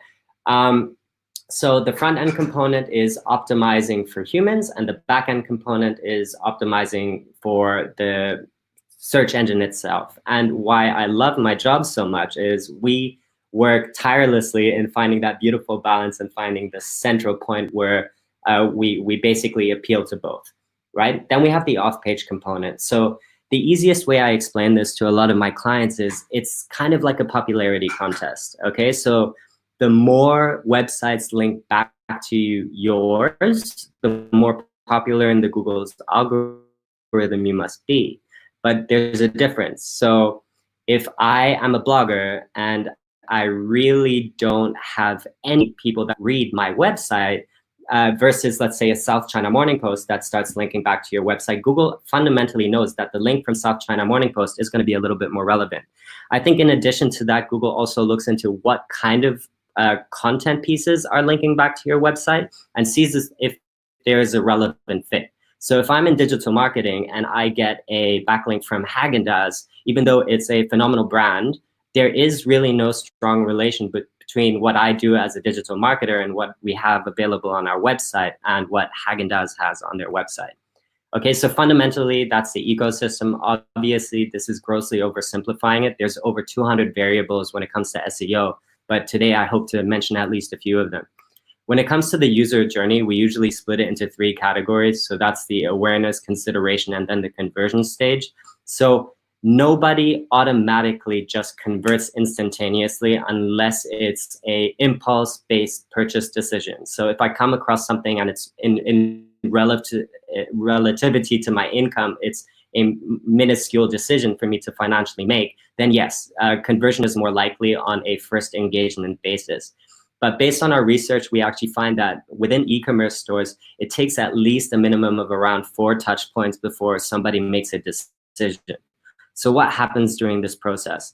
In this process, they become aware of your brand, or they visit your website. They try to understand you a little bit more from a directional perspective. Like, what does your brand represent? How does it appeal to me? And how does it actually solve some of the core issues that I personally face? Like, they want you to solve their problems or present an opportunity in a sense. Once you address that, I do want to get a better understanding in what you guys do a little bit differently versus, let's say, the competitors that you work with, right? So within different industry verticals, you're going to be facing different levels of competition. So the differentiation elements and how it caters to the consumer are incredibly important to highlight. Last but not least, there's obviously the conversion perspective. So that's me having a thorough understanding of your brand, the USPs that appeal to me, and then, of course, making the purchase decision easy. Like, am I going to get my product within the next couple of days, or am I going to wait for months? Like, that is going to have an impact. Are you going to charge me for shipping?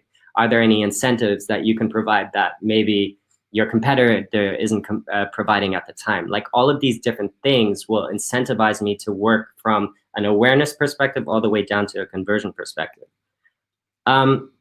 So let's begin with kind of understanding the idea of like keywords in themselves. Like, because when you talk about ranking your website on the first page, it's not just generically ranking your website and giving it visibility. It's giving your website visibility across keywords that are highly relevant to the products that you basically have in your website. For significantly larger websites where you have thousands and thousands of SKUs, like, even that is important to look at it more from a categorical perspective. Smaller websites, if you just have like 10 to 15 products, you can actually optimize from a product level as well. I tend not to really look into products unless it's a really small store, because products tend to change based on seasonality, bestsellers, and you will be changing your inventory as it evolves over time, and you find winner products that actually appeal to a wider audience. So let's jump into it. So really, there's 3 types of main keywords that we focus on a lot. You have the generic keywords. So those are like think of it as like a short term. This is what people utilize when they have no idea what they're searching for. So for me, it would be like, hey, if I'm looking for a TV in Hong Kong, it would just be like TV Hong Kong. As I get more knowledge in regards to what's out there, I'm going to be a little bit more specific in my search. It would be like Panasonic Hong Kong TV, or Samsung TV in Hong Kong. So you tend to see that the user does have more of a brand preference when it comes to the broader keyword category. And then you have the long tail keyword category. So that would be like a Samsung flat screen 36-inch TV near me, Hong Kong. So the search volume down there with the long tail approach might be a little bit lower, but whenever someone does type that into Google and your website is optimized to show up for that keyword, you're more likely to actually attain a conversion from it. This is actually also true for channels like Google Search, where rather than organically ranking for keywords, you can actually bid through them through Google's auction house, right? But that's just to kind of keep in mind that generic keywords aren't necessarily good, because when I'm typing in just TV, what is the intent behind that? And that brings me to my next topic, right? So I've listed a couple of queries here to give you an idea of how you can generically start and then basically become more specific as you go down the line. And Google did have an update. This was actually on the 1st of, I can't really see my screen anymore, but there, 1st of October 2019. And this is where it gets really interesting, because Google's algorithm is getting smarter by the day, and what it actually looks into when someone types something into Google is they look into the words that actually get written prior to a search term, and then as well as one after a search term. And then they consolidate that understanding and kind of try to get an idea of what exactly you're looking for, right? There's a lot of words in multiple languages that Google caters to that have multiple meanings. So, right, context is important, and context also indicates intent. So you need to be hyper aware of these things, that when you're thinking about your products, also think about not just how you present them on your website and making it pretty, but really how would a user that wants to buy one of your products actually come across it, and what would they type into the search engine? And how can I basically write content that appeals to that search term? So the next question is always like, Lars, how do I actually integrate keywords into content, and how do I show up in the search engines based on these keywords? So I typed in the perfect pair of running shoes in Hong Kong, and as you can see, South China Morning Post is actually one of the top results here. So what have they done, right? So when it comes to their content, they've included it in the header, and they basically also included it in some of the main sections and summary paragraphs in the top of the article. And then throughout the article, you can reoccurringly actually see the mention of a perfect pair of running shoes, right? So again, when you are trying to come up with content, it does help to have a blog section and refresh the content on your website regularly. Google loves fresh content, because every single time you do a blog post, it essentially forces Google to crawl your website again, so it understands it and has everything in its database in its totality. So think about it this way. Whenever you come up with a blog article, it's kind of like coming up with an expansion to your book and coming up with a new edition. So whenever you have a new edition, the librarian is forced to read it again to understand it better, right? And as it understands it better and understands what kind of categories you're actually catering to, chances are you're going to be ranking for more keywords at the same time, right? So there's a couple of things you need to also be wary about when you do write content. So really having your content within the keywords within the headers and the main sections, looking at a keyword density where you're not spamming the crap out of these keywords, where like, hey, I'm the best ice cream shop in Hong Kong. If you want the best ice cream in Hong Kong, the best ice cream shop can be found in Wan Chai next to whatever. Like, so essentially, the utilization of individual keywords on a really repetitive manner can actually lead to the point of where you get penalized for it. Okay, so if you try to game the system, you basically get completely de-indexed and you need to start from scratch. Google doesn't hold grudges, but you don't want to ruin like all of this progress you make over time, right? So Also, when it comes to the perfect pair of running shoes, like do find alterations of like other ways of saying or indicating the same thing. There's synonyms that you can take advantage of that Google also understands that further amplify the idea of ranking you for that keyword that is so important to you. Now, let's focus on the technical elements. Whenever you basically work on WordPress, Shopify, a lot of these different CMS platforms give you the ability to actually highlight headings. Okay, so an H1, or what you see here, H1 indicates to Google that this is actually the most important header that summarizes the entire page that you want to present to a user in the online space. H2 would be a supporting headline towards the H1 headline. H3, the supporting 1 to 2, and so forth, right? So again, I do see a mislabeling of these quite often, or basically a heavy utilization where every other heading is an H1 header. So what you're telling Google is like, hey, these are all important, and you're really just confusing the algorithm, right? So systematically actually prioritize H1, H2, H3, H4 headers and make it very clear to Google, because again, this is kind of like a table of content, and it's organized for Google to understand kind of the main elements that you're trying to promote. I will go back to this librarian metaphor and the book metaphor over and over again, because I actually think it's relatively effective. This next thing, so page titles. So page titles as well as meta descriptions, which is on my next slide, is actually the way your website or is going to show up based on a certain search term, right? So you need to optimize for this, because essentially whenever you show up in the search results, that is your sales pitch. You know, you're not, it's supposed to incentivize the user based on their search and the intent behind their search to go through all of the results and then come across yours and say, hey, this is addressing exactly what I was looking for. Is it a discount? Is it a certain category? Is it a certain like unique selling point that you want to highlight? Do you have a product that is really difficult to find elsewhere and you're the exclusive distributor for something? I mean, these are things that should be highlighted here, because it basically incentivizes the click. And that's really what we're hoping for, because your website and the content on it is supposed to sell the rest, right? When you're looking at technical, like the meta description element, so that would be this text. So CMS platforms, again, like Shopify, make this incredibly easy. There's also a character limit, right? So if you're looking at an unoptimized message or an unoptimized meta description, a lot of times what happens is that you see the ... and it just kind of cuts off. You run the risk in regards to actually cutting your message short, and it won't be as clear to the user, and they're more likely to pick something else that addresses everything in its totality a little bit more effectively. Remember, you have 50 to 160 characters here. Use every single one of them, but don't overdo it. Otherwise, you're gonna end up like Bloomingdale's. Okay.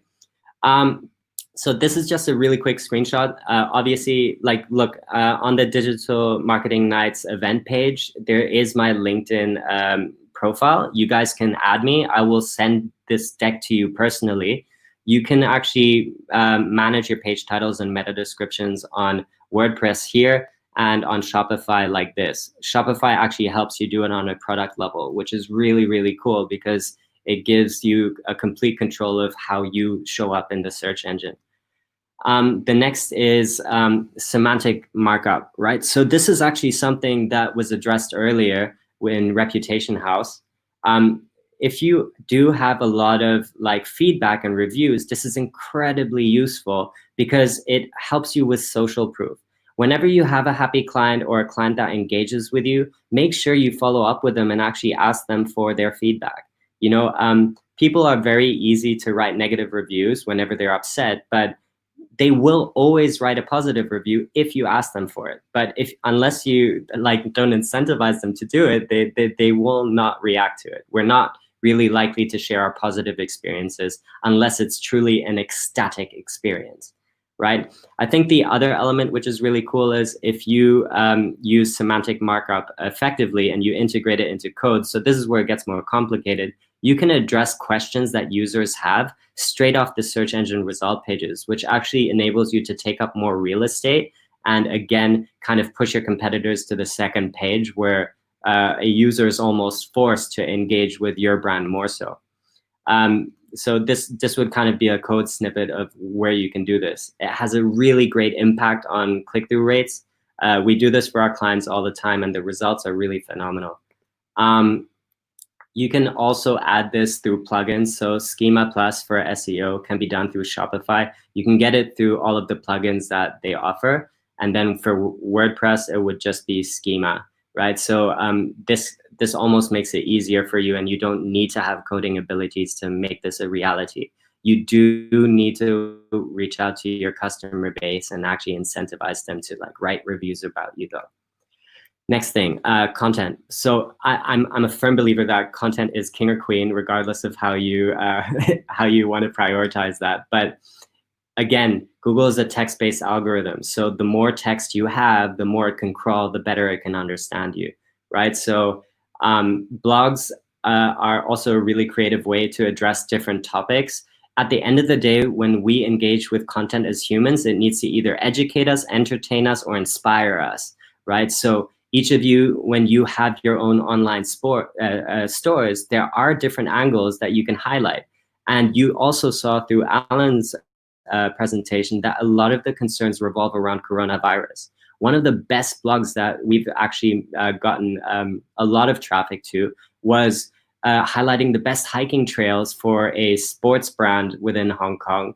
And that drove a ridiculous amount of traffic, because people during the coronavirus period wanted to be outdoors, but they also wanted to take into consideration social distancing. So everyone's hiking now. The other blog that did really well is just like how to effectively wash your hands. I mean, come on, like I thought we learned this when we were smaller, but like the topic just becomes a lot more relevant when it comes to actually fundamentally breaking it down and keeping you safe, right? So there's a distinction between high quality and low quality content. Generally speaking, how we evaluate it is that you do need to have enough words. And I'm going to dive into this a bit deeper. You need to have engaging and informational content, because if you can actually educate me in a sense, I'm more likely to trust you as a thought leader and go with you if I make a purchase decision.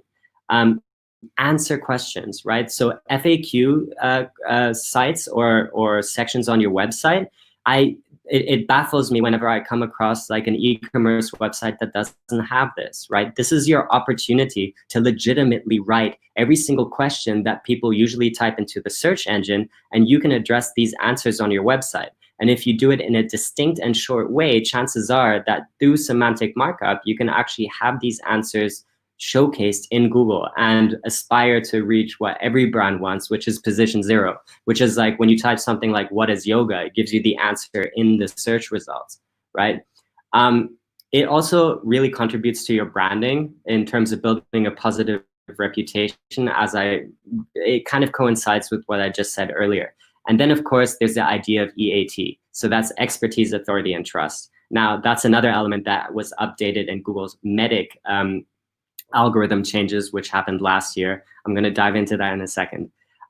For low quality content, yeah, look, not writing enough content. If you do anything less than 300 words, like don't bother. Like again, you should be aiming for the sweet spot, which is anywhere between 400 to 600 words per page. And I know that a lot of us are really creative and feel really strongly about the aesthetic sides of the website, but content does really help. Right? Duplicated content. Don't copy paste product descriptions of like someone else's website, because Google will only give benefit to the originator of the content. So if you're copy pasting every single product description as a reseller, that's not going to give you any SEO value, because that content is from somewhere else originally.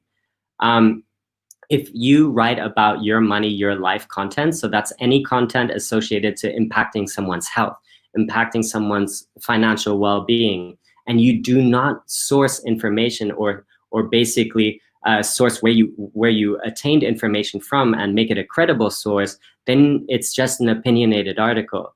And Google did kind of do this because they don't only care about showing you the most relevant information. It also comes down to making sure that they show you the most factually accurate ones. You know, this was inspired through like the anti-vax movement. the diet fads that exist now, where like I saw something crazy, which is like the water diet and how to stay alive for like 25 days. Like I really don't recommend it. If anyone's gone through this, please share. Of course, keyword stuffing, I mentioned this earlier, that's the repetitive utilization of an individual keyword that you want to rank for.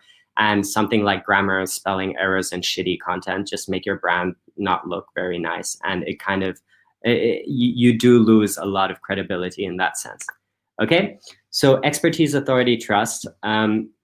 This really just comes down to making sure that the content that you write about, especially if it has an impact on finance or health, does have information pulled and sourced from articles that come from legitimate websites. Okay, so news websites. This is not like your conspiracy blogger that's sitting in his basement saying that aliens are going to attack us one day. Like, you need to have scientific papers, reputable media agencies. All of this stuff can actually help with this. Google does take this into consideration. So when you write a blog post, don't just put author there, like put your name there so Google can crawl and actually look into what your credibility is behind the entire article. Next, so how many blogs and how long should I make them? So generally speaking, the most success that I've seen with clients is in Hong Kong specifically, are websites that write anywhere between like 4 to 7 blogs every single month. This is where we really saw traction in regards to upticks in traffic and Google continuously crawling your website because you're continuously delivering new content which needs to be crawled and indexed. In terms of word count, the sweet spot, the longer the blog is, the more likely you're going to rank for more keywords. But there's also the idea of humans being lazy. You know, we love listicles, top 10 things, top 5 things. But if you do keep the word count high, but the article engaging enough with visuals, it does maintain attention, where it's not just an SEO benefit from a search engine perspective, but it can really provide insightful information that could be of immense value to anybody that actually goes to your website, right? So that's that. In terms of how I structure a content-based strategy, at the core, your e-commerce store represents maybe you represent a brand. And from that brand, there are a lot of subtopics that you can highlight that would be relevant to your product portfolio.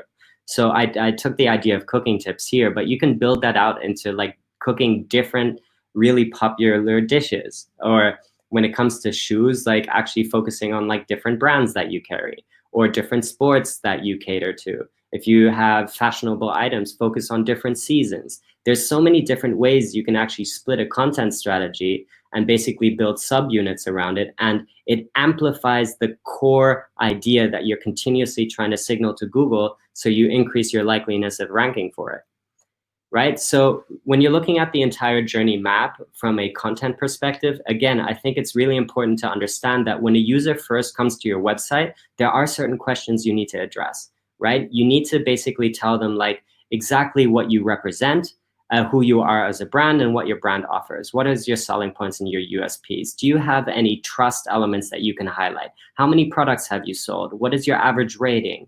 What is your return policy or warranty or shipping policy? You know, all of these things give me confidence to want to get to the next stage and actually learn a little bit more about your products, educate myself.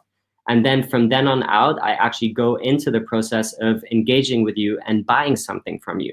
If you actually provide the user with an exceptional experience, you write them an EDM where after every single purchase, you thank them for the purchase, ask them for feedback once they receive the product, actually show that you're proactive and that you genuinely care about the after effect of when someone buys your product and not just cut the customer journey there, you can actually create brand ambassadors that continuously engage with you, right? So when it comes to content in this sense, it's like the utilization of like building a community around your products. That's like the pinnacle of what you can achieve as an e-commerce store.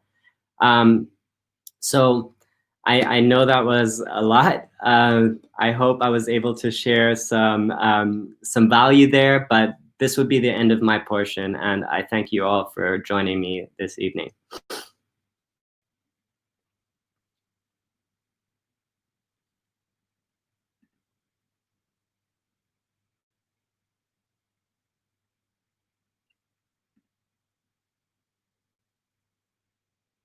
Thank you. I think we will collect some questions, but now we need to go further, and I want to invite our first girl as a speaker. We are for the diversity. Yeah, and I would like to invite the Xiu. Xiu, she's from HKBC Media, our great partner for this event, and she will tell us about the digital strategies. Xiu, are you here?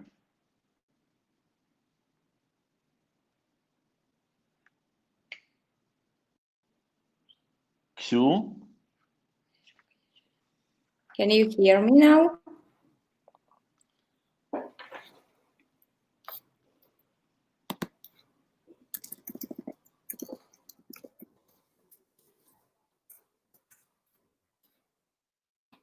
Can you hear me now, guys?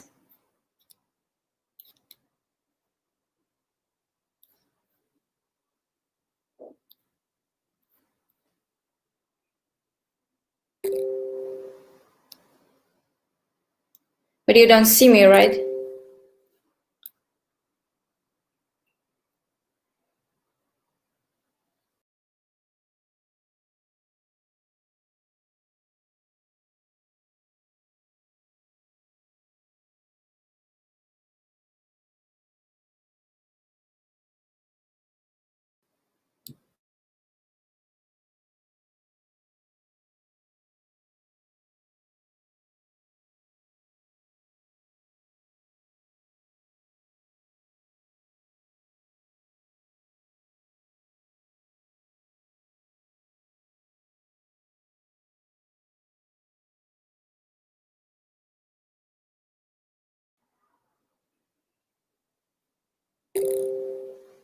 Yeah, good, good. Can you see my presentation now? Okay, good. Thank you, Dima, for awesome introduction. I'm pretty happy to be here with you today, guys, and have to say that you are awesome, and you are not only adapting for the situation and start streaming your awesome digital marketing nights in online also, and also invite you to this first edition, the super guest from Google, Shopify, and other companies for pages, etc. So it's cool to be here again. My name is Xiu. I'm a marketing manager with 8 years of experience in a digital sphere. I'm specializing on Asian and European markets, and now I'm working on HKBC Media. We have a pretty international team with some more than 10 years of experience and more than 500 completed projects all over the globe. We are specializing on complicated niches, on e-commerce markets, on B2B spheres, and on startups and so on. But as we are talking today about e-commerce, I will try to gather some information a lot and find out how we can build an effective marketing strategy, especially for e-commerce businesses. Here are some clients, our key clients from the Hong Kong, and let's get started. Today we're gonna cover first of all, we will learn the basics on how to build a marketing strategy, how to bring your business online. I will show you the customer journey map and how to build your strategy step by step. Then we will quickly go through the COVID impact and how the behavioral and customer patterns changed during this time. And then we will see what next, because after in new normal, we have a little bit changes in the market, and we have to adapt, and I will show you how to create more impactful and more strategy to reach your customers to stay on the top of their mind. Let's get started. If you are a marketer or if you are a business owner in the e-commerce sphere, you probably know this first step of creation your digital marketing strategy. First of all, you need to create your customer persona. Honestly, I'm not a big fan of separating people by their social demographic characteristics, because I believe that it's not giving you the full picture of what is going on and what messages you should push through them to for them to become your customers, your loyal customers. But just keep it in mind for now. You need to imagine your ideal buyer persona, put yourself on their shoes, and try to go through your sales funnel. I mean, from awareness stage to consideration stage to decision, and finally to loyalty and advocacy. With the presentation, I will also share with you a template of CGM, so you can. This is a template for retail marketing, but you can easily adapt it for your business as well. It's not that complicated as it seems maybe now, but you just need to think and spend some time and think honestly about your business and stages and touch points that your customers go through in this way, in this journey, but from strangers to your competitors and for the brand advocates. On the top of the customer journey, you have this basic sales funnel. The sales funnel, of course, it depends on the niche. If you are in a B2B business, it tends to be more complicated and maybe longer, more steps in this. If you are somewhere in FMCG market and or whatever, it might be shorter. Just think of which stages your customer is going through these steps, and pick up the right channels to show your businesses in this journey. On the third stage, you need to look at the latest digital trends, because this is a quite fast here because things are changing very fast in digital sphere, right? And a lot of blogs and articles screaming every year that video is the king, that content is the king. You need to create more content. You need to create more video. Yes, I agree with previous speakers with Lars that the content is really matter for SEO and for also for promoting your business, but it's hard to do. And just really realize that what sources you have. And first of all, I'd recommend you to go to Google Trends and watch what is going there, what is really matter for your audience. It is a really good tool to find out what goes around your niche, around your business, what people search in this moment. So this is a good tool. And then these things worked until the COVID. What's going on? No one expected to have it in 2012, but I think in the first week we were all shocked and don't understand what is going on. And later on, we all go through all of the stages. I mean, denying, anger, begging, depression, and finally acceptance. So what's going on there? Bye working tools. So no one knows what to do. Shops are closed, stores are closed their doors. We are social distancing. We are frustrating, and businesses were shocked, really.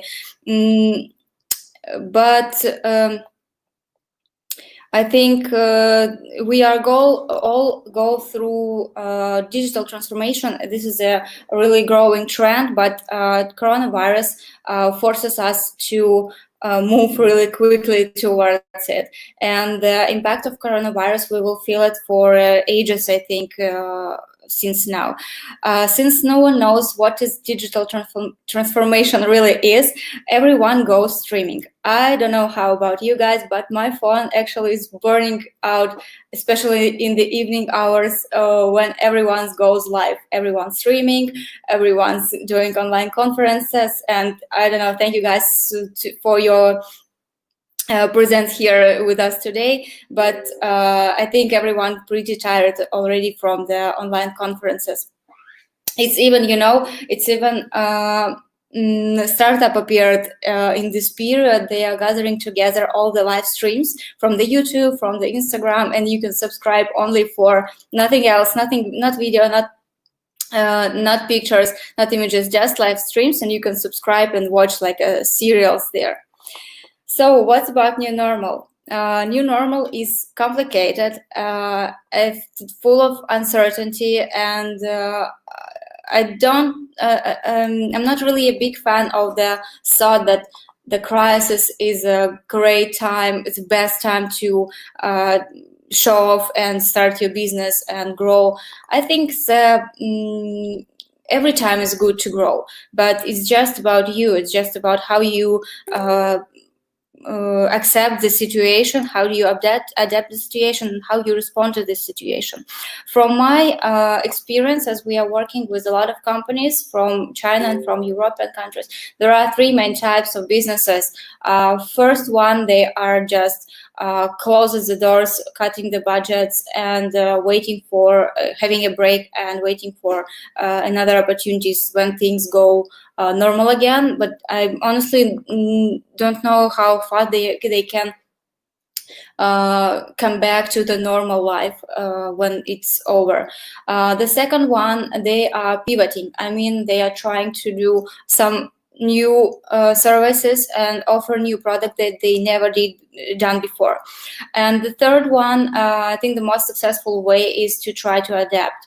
By adaptation, I mean try to find new audiences, try to find new places for your businesses.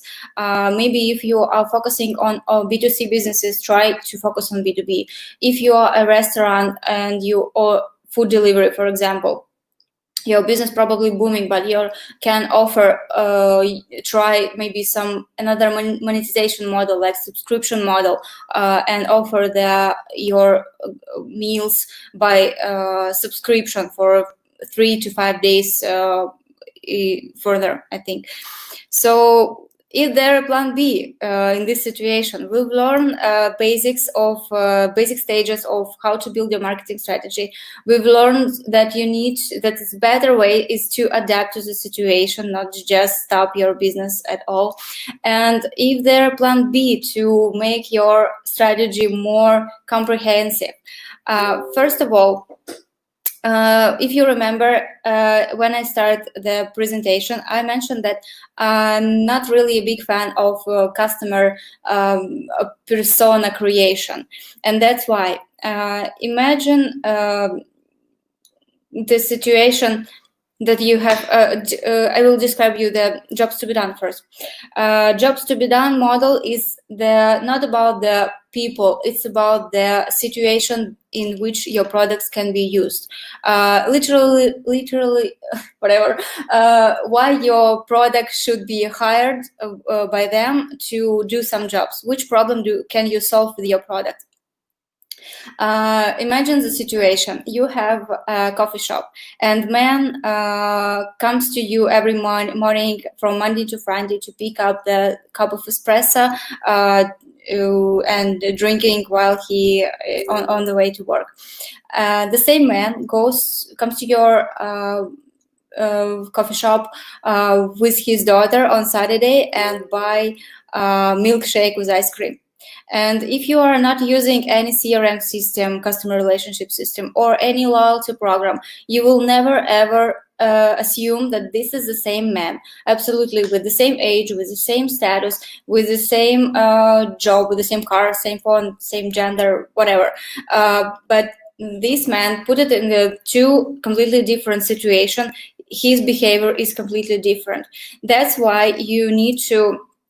The better ways to divide your messages by the situations. For example, your coffee shop can be used for a business meeting, for a date, for someone to spend to work for a couple of hours in your coffee shop.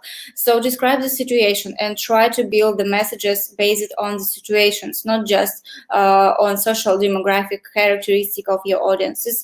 It's actually the easiest way to find out the insights. The insights is inner feeling that you are or your customers not realizing from the first sight. But if you do jobs to be done, the defining your customers through this model, you will probably find the meaningful insights to build your companies.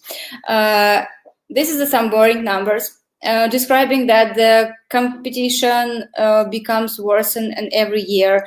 Back in 2015, you have to reach your customers, possible customers, at least 5 to 7 times, and for now it increased for 30 times. So you need at least 30 on average 30 touch points to bring the stranger to your customer. It's huge. And the first suggestion is to work closely with the sales department. If you are a marketer, go to your sales manager, sit with him, or just pick up the phone and call your clients. And believe me, it's the fastest way to get the right insights and get the right feedback from your audiences and change your strategy, change your touch points in the right way, in a way that your competitors is waiting from you. You can make a research as well, but calling and talking with your customers is the fastest way to know. And before you jump to your customer base or your new clients to reach them, review your resources. You already have your customer base, and instead of just sending them an emails asking how they are now in this difficult time and how you can help, you can use your base in other ways. You can do remarketing, you can do lookalike audiences, and etc. etc. I'm now collecting the checklist about the ways how you can use your customer base, and if you're interested in, just reach me out somewhere in social media or maybe by email, and I will send it to you. Look at your community. Your community, they are spending more time on social media. Social shopping and social payment is increasing. This is a growing market. This is a huge market. And if your customers are on Instagram, the better ways to create your shop there and allow them to pay for your product there. It increases your conversion rates, and it will increase amount of spontaneous purchases as well. Look for brands to collaborate. Everyone in the difficult situations, and maybe you can find the brands to which have the same base or correlated base to you to share, and maybe to do some marketing campaigns together.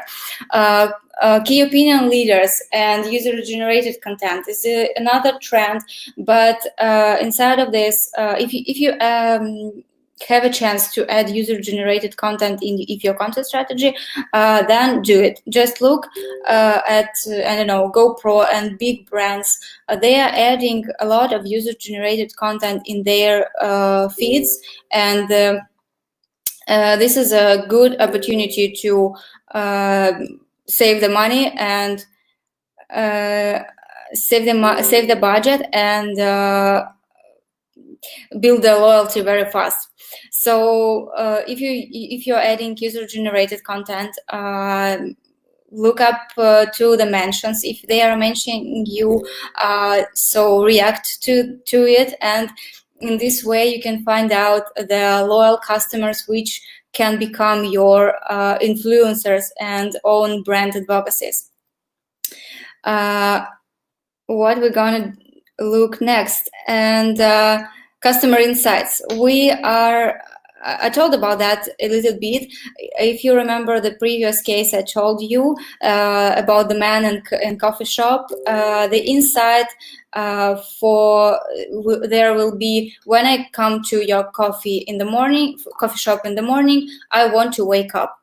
If I come to your coffee shop at the weekends with my family. I want to be a good father, for example. I want to buy a cocktail to my daughter.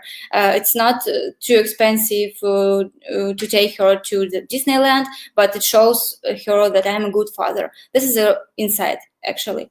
To find the insights, this is actually a big theme. We need another 1 hour to for me to explain you what is customer insights and how to identify them. I will show you the short video that we created to the Digital Marketing Summit.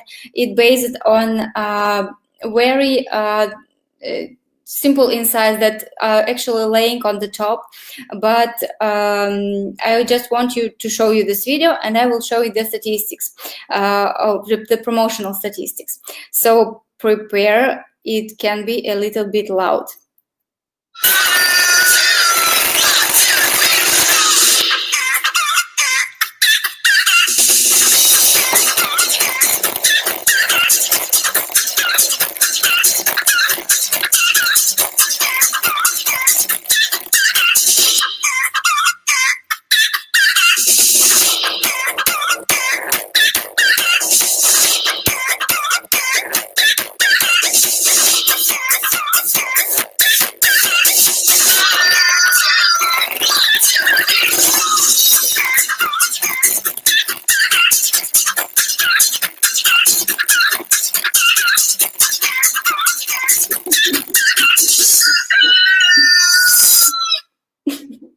Sorry guys, if it was too loud, I'm sorry.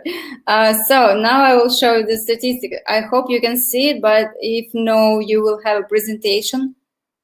As you can see there, the creative video brings us 160 leads, registrations for $5, despite on other banners, just static banners, which brings us less registration on 5 times more expensive price. So this video takes about an hour to create, a little research, a short scenario, and custom created video saves us a lot of advertising dollars. So think about it and add some creativity into your strategy. Don't be afraid that it is not perfect. It doesn't have to be perfect to be wonderful. Another cases from big companies and influencers that you can learn for, just search for creative ideas for your brand and find out the ways you can integrate it into your content strategy. And another trend is, like it or not, but these teens who are now in TikTok, who are dancing, who are making challenges, they are your new customers. And like it or not, you have to communicate with them. You have to allocate the budget to reach them, and you have to support them by doing these challenges and participating in the crazy things. So that's quite it from me. So learn the basics, adapt to the situation, and add some creativity into your strategy, and you will win the market. And again, it doesn't have to be perfect to be wonderful. If you have any questions, I will be here, or you can join the workshops where you can ask your questions. Feel free to contact with me via social media or via email address. In Hong Kong, we are offering companies also government support, digital with government support. So if you're interested to getting funds to bring your business online, you can contact with me, and I will explain you what does it mean. And also we'll be happy to create a digital marketing strategy for you. Just fill in the form, and see you next time. Stay safe. Cool, very cool. That video was very cute, but too loud. Sorry. Yeah, great. Thank you so much for your presentation. Thank you so much for your time. And we are going ahead, I think. Yeah, so we will will ask your questions a little bit later during the workshops, okay? Sure, sure. So, so all the attendees, I just remind you to push to click that links below the video on the YouTube, so you can get free reputation management audit, SEO audit, and digital strategy. Yeah, and now I think we can. I totally understand that a lot of you tired because the content is huge and the speakers are amazing today. Yeah, with the brilliant material. But I want to invite to the stage our another brilliant is Frankie from the Shopify. Yeah. So Frankie, are you here? Yeah, can you hear me? He is the Hong Kong lead, and he wants to tell us about the DTC revolution. Frankie? You guys hear me all right? Yes? No? Yeah, Yes? great to have you here. Great. I hope. Take your time. The stage is yours. Take my time. Take my time. If I could just get the slides up in the meantime, I'll try and be on time, maybe even a little bit faster. I know a lot of people probably have an evening to get on to, kids to take care of, businesses to run. And while I wait for the slides to get ready, let me introduce myself. My name is Frankie Ng. I'm the Hong Kong lead for Shopify, and I also look after Taiwan. So my type of work is working on all sorts of business development, partnerships, platform enhancements to our product. For those that don't know, Shopify is an e-commerce platform that allows anybody to set up an online store, no matter how technical or not technical you are. We power some of the most amazing brands in the world, now at 1 million brands powered on Shopify worldwide now. So Dima, do you mind just checking on my slides real quick? Let's see. Alrighty. Well, in the meantime, while I get those slides ready, a quick note about my presentation, the D2C revolution, DTC. So what does that mean? So DTC is direct to consumer, and these are brands that are going and they manufacture the product, brand the product, market the product, and end up selling the product directly to the end consumer. So this is what my presentation is going to be on. I'm just waiting for those to show up, so I will just kind of keep going along until those slides go up. But what am I going to talk about today? Three things. 3 topics. So number 1, D2C today. So what are D2C brands? What's going on in the retail environment that's actually helping them get launched? And the next thing is a quick spiel about the Shopify platform, what we do for those that don't know. And then the last part, I'll be ending on the winning trends, on why consumers buy D2C, what are some of the key influencers to making that purchase, what type of brands are winning. So I hope that at the end of this presentation, you have some actionable insight on what you can possibly do running a D2C brand, or be inspired to actually launch one yourself if you're not doing that already. So let me just give this a shot, because I think Dima, I don't see the slides up unless other people do. Technology might not be our friend today, but let's see. Can you guys see the slides? Yeah. Okay, if not, I'm gonna give this a shot and just upload my slides.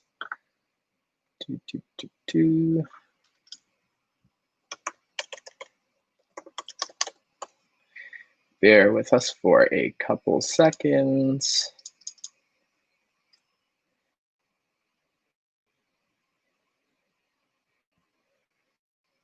All right, I'm gonna give this a shot.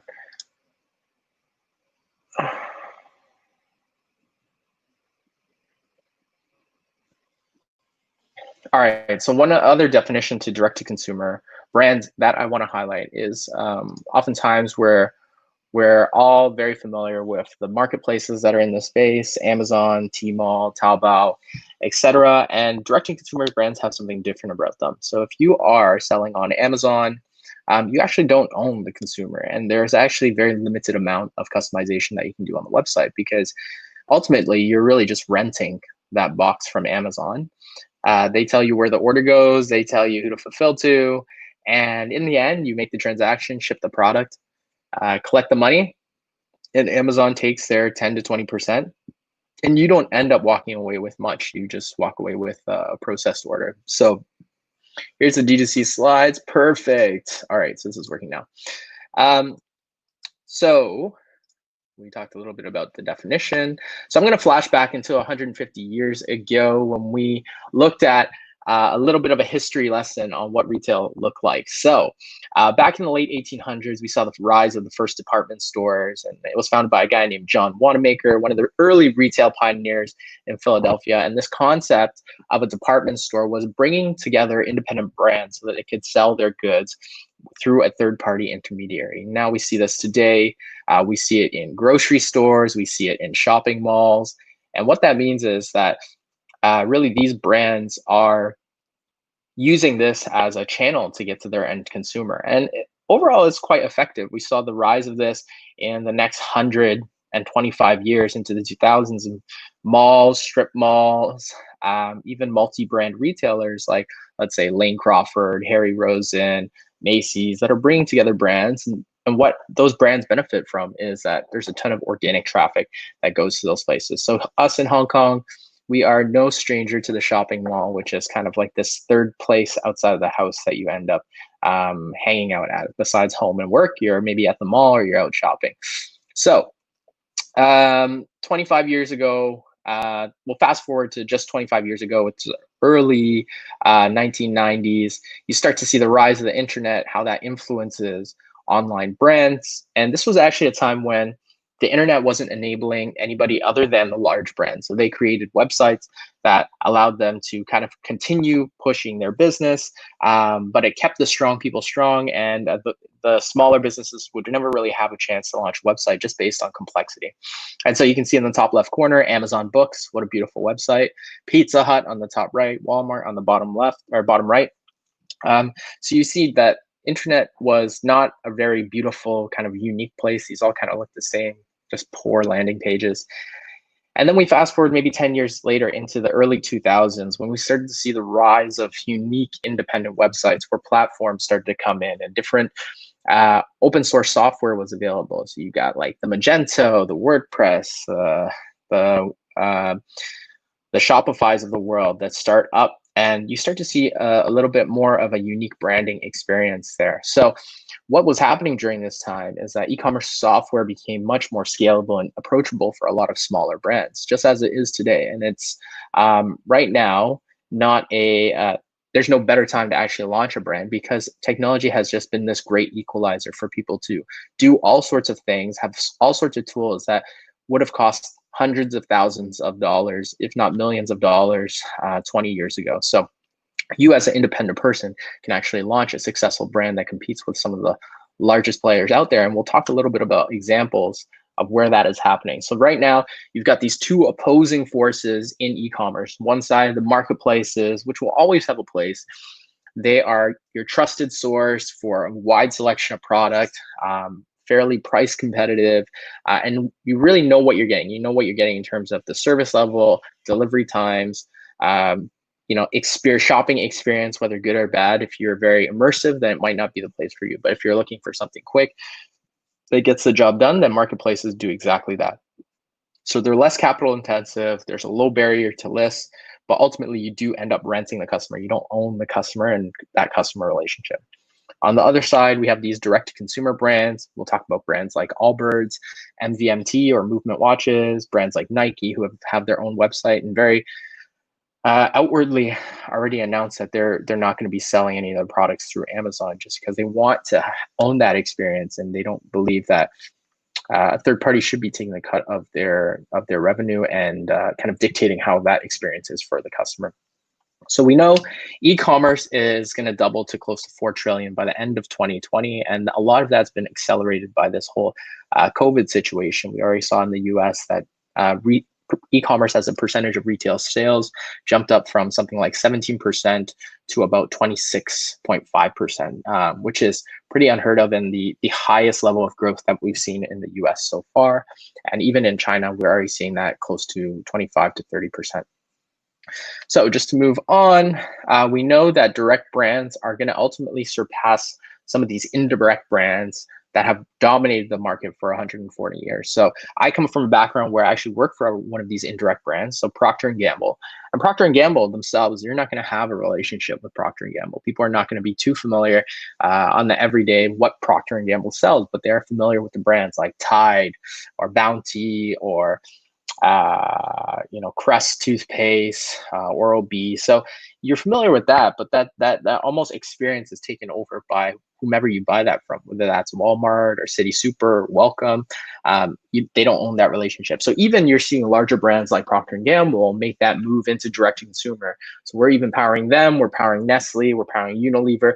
We're all doing these direct-to-consumer experiments because it's just been so cost-effective, and they can get a lot more data out of that experience. So now into some of these amazing examples. You've got this brand called Harry's Razors. If you haven't heard of them, Harry's was a direct-to-consumer or is a direct-to-consumer razor brand that would rival brands like Gillette or Schick, and people would buy razors from them, less markup than the competition. They get a subscription, get them on a monthly basis with things like shaving cream and aftershave.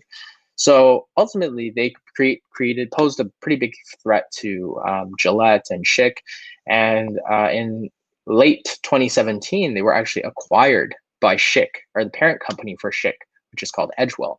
They're acquired for $1.4 billion, a company that's no more than 5 years old, and quite a significant valuation for a physical goods company. So you're starting to see, okay, people are taking notice. Actually, there's quite a supply chain consolidation that can happen here to reach direct consumer and still make some margin. The other brand that we'll talk about is Allbirds. So they have found by two founders in New Zealand who were after a comfortable, almost brandless shoe that was sustainable and eco-friendly. So they designed this out of merino wool.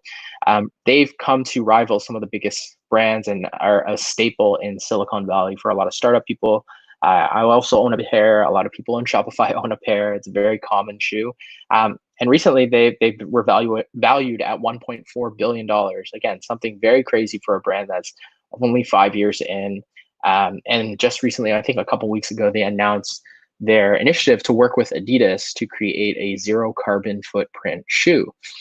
So when you're seeing this type of these type of new brands, they're also really challenging the norm. They're challenging what traditional corporate brands might not be agile or might not have as much risk tolerance to take on. Lastly, two contrasting brands. One is CoverGirl, founded in 1961, employs hundreds of people, and then also has probably annual revenue in maybe the hundreds of millions, 100, 200 million. Also one of the brands that used to be owned by P&G before it was sold off.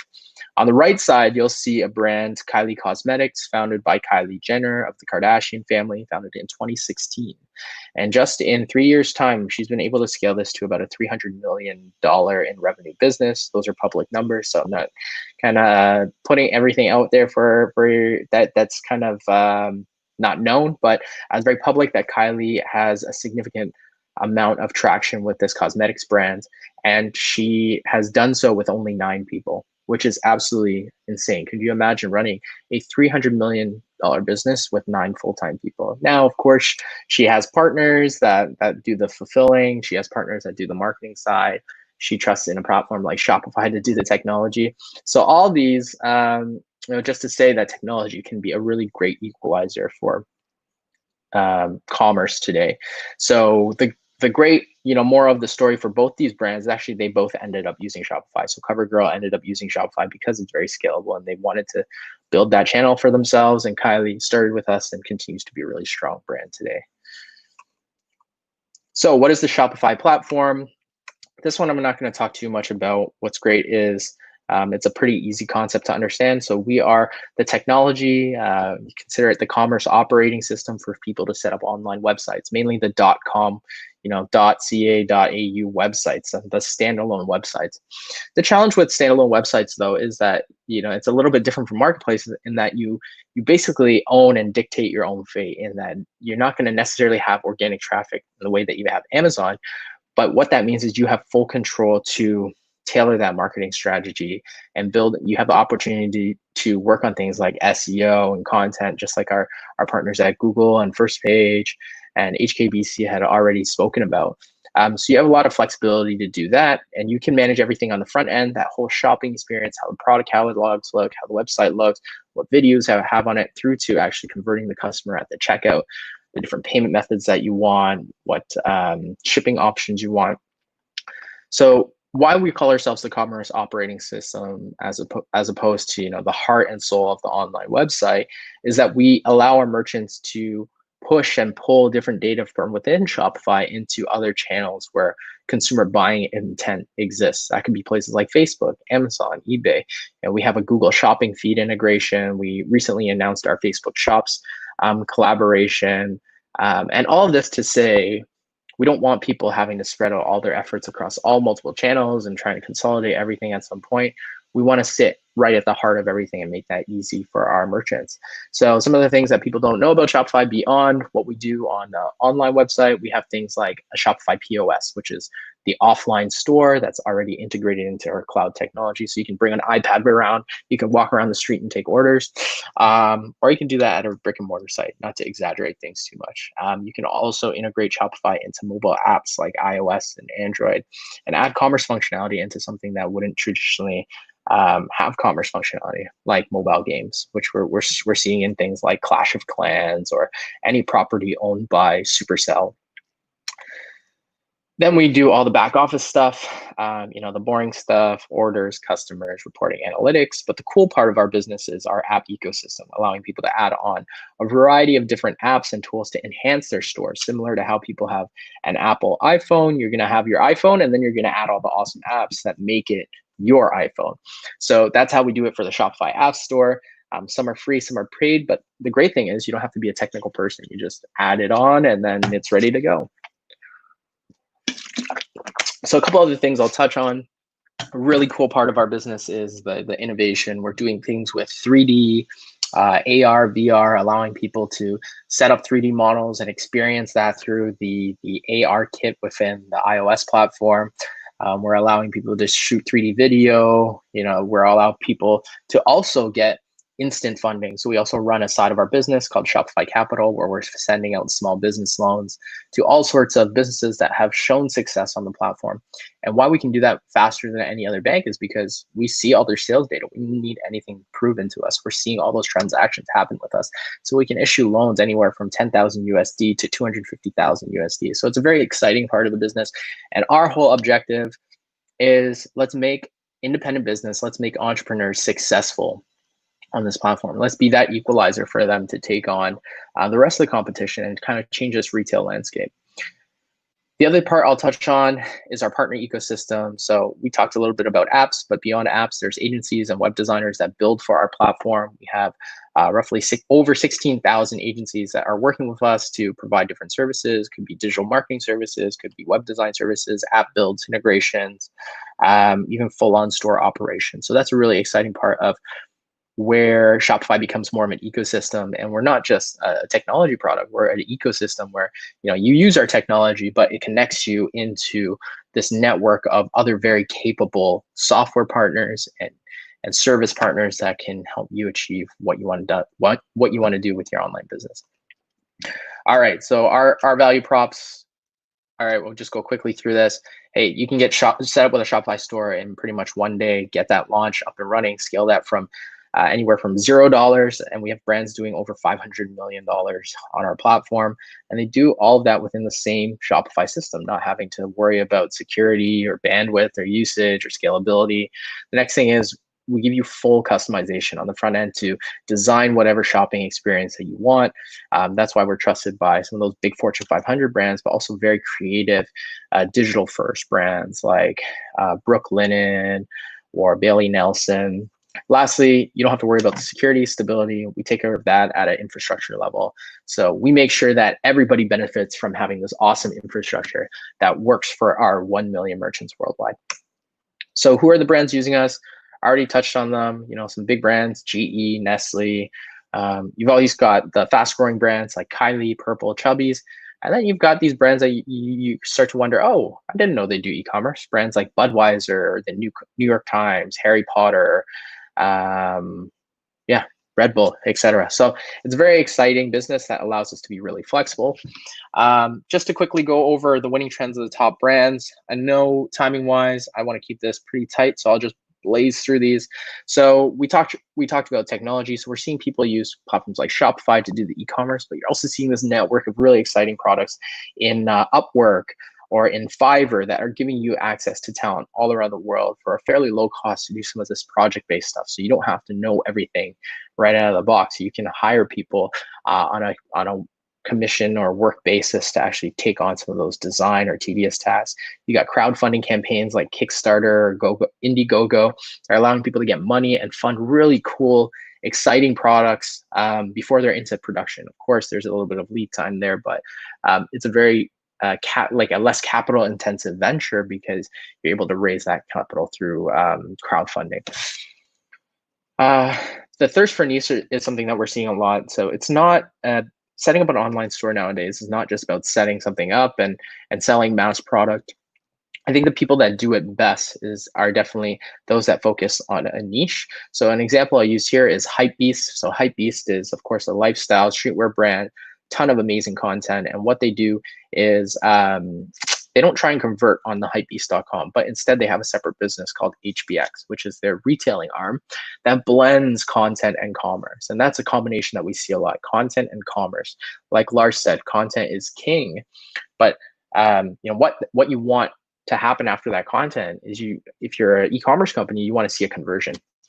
So blending those two allows you to really, what you want to do by blending those two is actually speak to a specific niche. So what the Hypebeast audience does is it speaks to that streetwear lifestyle niche. There are other brands that speak to a punk or a gothic niche. There are those that speak to the hyper fit like Gymshark, and then other ones that are about the hyper healthy. So finding your niche and finding your voice as a brand allows you to ease into that conversion funnel and also makes things a lot easier for you on the marketing side to get to targeting or what kind of keywords you want to choose. So I'd suggest anybody that's going through a general, taking too much of a general approach, really hone in on what your niche is, who your buyer is. And if you can make that as specific as possible, you can start off with the specific, get some traction, and then start to broaden that out a little bit more, and then find other subsegments within that niche. Social media, I'm not going to talk too much about. Personalization is one that's really exciting for me. Because of technology, personalization has become easier and easier. I know us buying clothes off the rack, sometimes that's a supply chain thing. So for H&M or Zara, they're going to bring in clothes that are small, medium, large instead of numbered, 36, 38, 40, etc. Because sizing wise, there's only certain thresholds that they can hit before it starts to be a less profitable business for them, and there's inventory waste or inventory clearance required. So personalization with technology is very exciting because it allows people to manufacture product on the go or just in time, I should say. So a brand here that manufactures amazing shirts is called Son of a Tailor. What they do is, I'm a customer of them myself. Send the measurement. I don't even send too much measurements. I just send them my weight and I send them my chest size, and then it uses the algorithm to measure out the rest of the body. And why I really like them is they don't create a lot of waste, and everything that they're making is made to order. But on top of that, they're able to add a sense of personalization in the actual delivery of the product. And where I saw that was in a handwritten note that says, this shirt was made by the person that the seamstress of whomever had made this, and it was made for me, Frankie.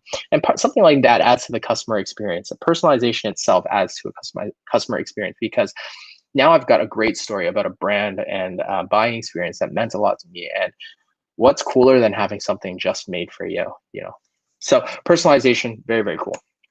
Affordability, we saw how the supply chain shortened. So what that allows people to do is remove that middleman that was taking a 15 to 30% margin and pass those savings on to the customer. You'll see that in a lot of examples like Warby Parker. I also recently bought retainers from a brand called Smile Direct Club. It's really an amazing experience because it was about 1/2 the cost of traditional braces or traditional retainers. But what I did was go into the shop. They did a 3D scan of my teeth, and that 3D scan they modeled to straighten out the teeth. And I got a tray of, let's say, 14 different retainers that I just wear every week until the teeth straighten. And so that's that component of personalization, because you can now do that in mass, but also affordability, because there's no more complexities of paying extra staff or extra orthodontists to actually certify every single brace or adjust it on every appointment if I go back. So I wore braces before as well, but retainers are great too. The last thing I'll talk about is brand sustainability. This is something that's super hot because of climate change, because of waste, because of unethical business practices in certain parts of the world. And most recently, we're seeing how COVID has impacted some brands' responses to how they want to serve their customer, how they want to price their product, extra tipping, extra charitable donations. So consumers now, it's not just about selling a product. I think that's definitely half the story, but the other half is that resonance with the brand and the meaningfulness of that purchase. So a friend of mine running the Nano Leaf product, which are customized lighting, they ran a campaign to help get face masks to the front lines. So that's that brand story there. But if we're looking at brand sustainability, there are brands out there that are choosing are choosing ethical manufacturing, or they're choosing low waste approach to producing their product. So that goes a long way, and sustainability is just going, I would say, if I were to pick a super hot trend, sustainability is number 1 or 2 for e-commerce. So that's where I'm at. I had a couple case studies, but I want to keep it super tight. My closing remarks for today, I hope you guys all realize how technology is making it more democratic for people to set up online businesses and achieve success. It really puts the people, general everyday people, in the driver's seat to disrupt their industry. Even if it's an idea, just take your time at it, give it a shot. E-commerce is not as difficult as it used to be. The cost of going cross-border with direct-to-consumer is also lowering. I know right now it's a little bit of an exception because global supply chains, global shipment is a little bit slowed down, but going cross-border outside of Hong Kong to other regions is becoming a lower and lower cost endeavor. Global buyers are also wanting to experience something unique. So if you're launching a brand, try and find your value proposition, be really clear on your messaging, and pass that on through your marketing and your content as well. And then lastly, if you happen to be interested in trying e-commerce, Shopify leads the market globally. So again, 1 million merchants worldwide in 175 countries. If you guys have any questions, you can find me on LinkedIn. And then for everybody that is watching right now, if you want to take a couple seconds, you can scan this QR code for a 14-day free trial. And if that 14-day free trial isn't long enough, you can start another free trial. So it's a fairly low-cost approach. And I hope that whether you choose Shopify or not, you have an awesome time trying to set up your online business and scale that to great success. So thanks, everyone, for attending my section of the Digital Marketing Night. And I'll pass it back to our wonderful host, Dima. Yeah, thank you, Frankie. That was very cute, really, really. So such a lot of information in a very short period of time. You're one of the best, really. Thank you so much for attending DM Night. And my question for you is, are you going to join us the next one? Oh, if I'm welcome again, certainly. Great, I don't get invited to a lot of parties more than once. Usually one time they have me, they say, maybe we don't invite this guy again. But I'm glad you invite me again. Thank you. Are you joking? Okay. I'm joking. I'm joking. Great. So I think that many of our attendees are already tired and they want to have some little pause between our workshop starts. So thank you, Frankie, for your amazing speech. I suggest all to go to have a little bit rest, prepare some tea or maybe wine, and follow up for the next workshops. Yeah, they will start very soon. I think in 10 minutes. The active links are in chat, You can find the active links below. Also, please fill in the forms below the video for ORM, SEO, and so on. And I'm very happy that we're taking a little pause and going to stage 2 to the workshop. Thank you, Frankie. Thank you, Eric. Thank you, Ellen, Lars. Guys, you were amazing today. Thank you so much. See you in the workshops.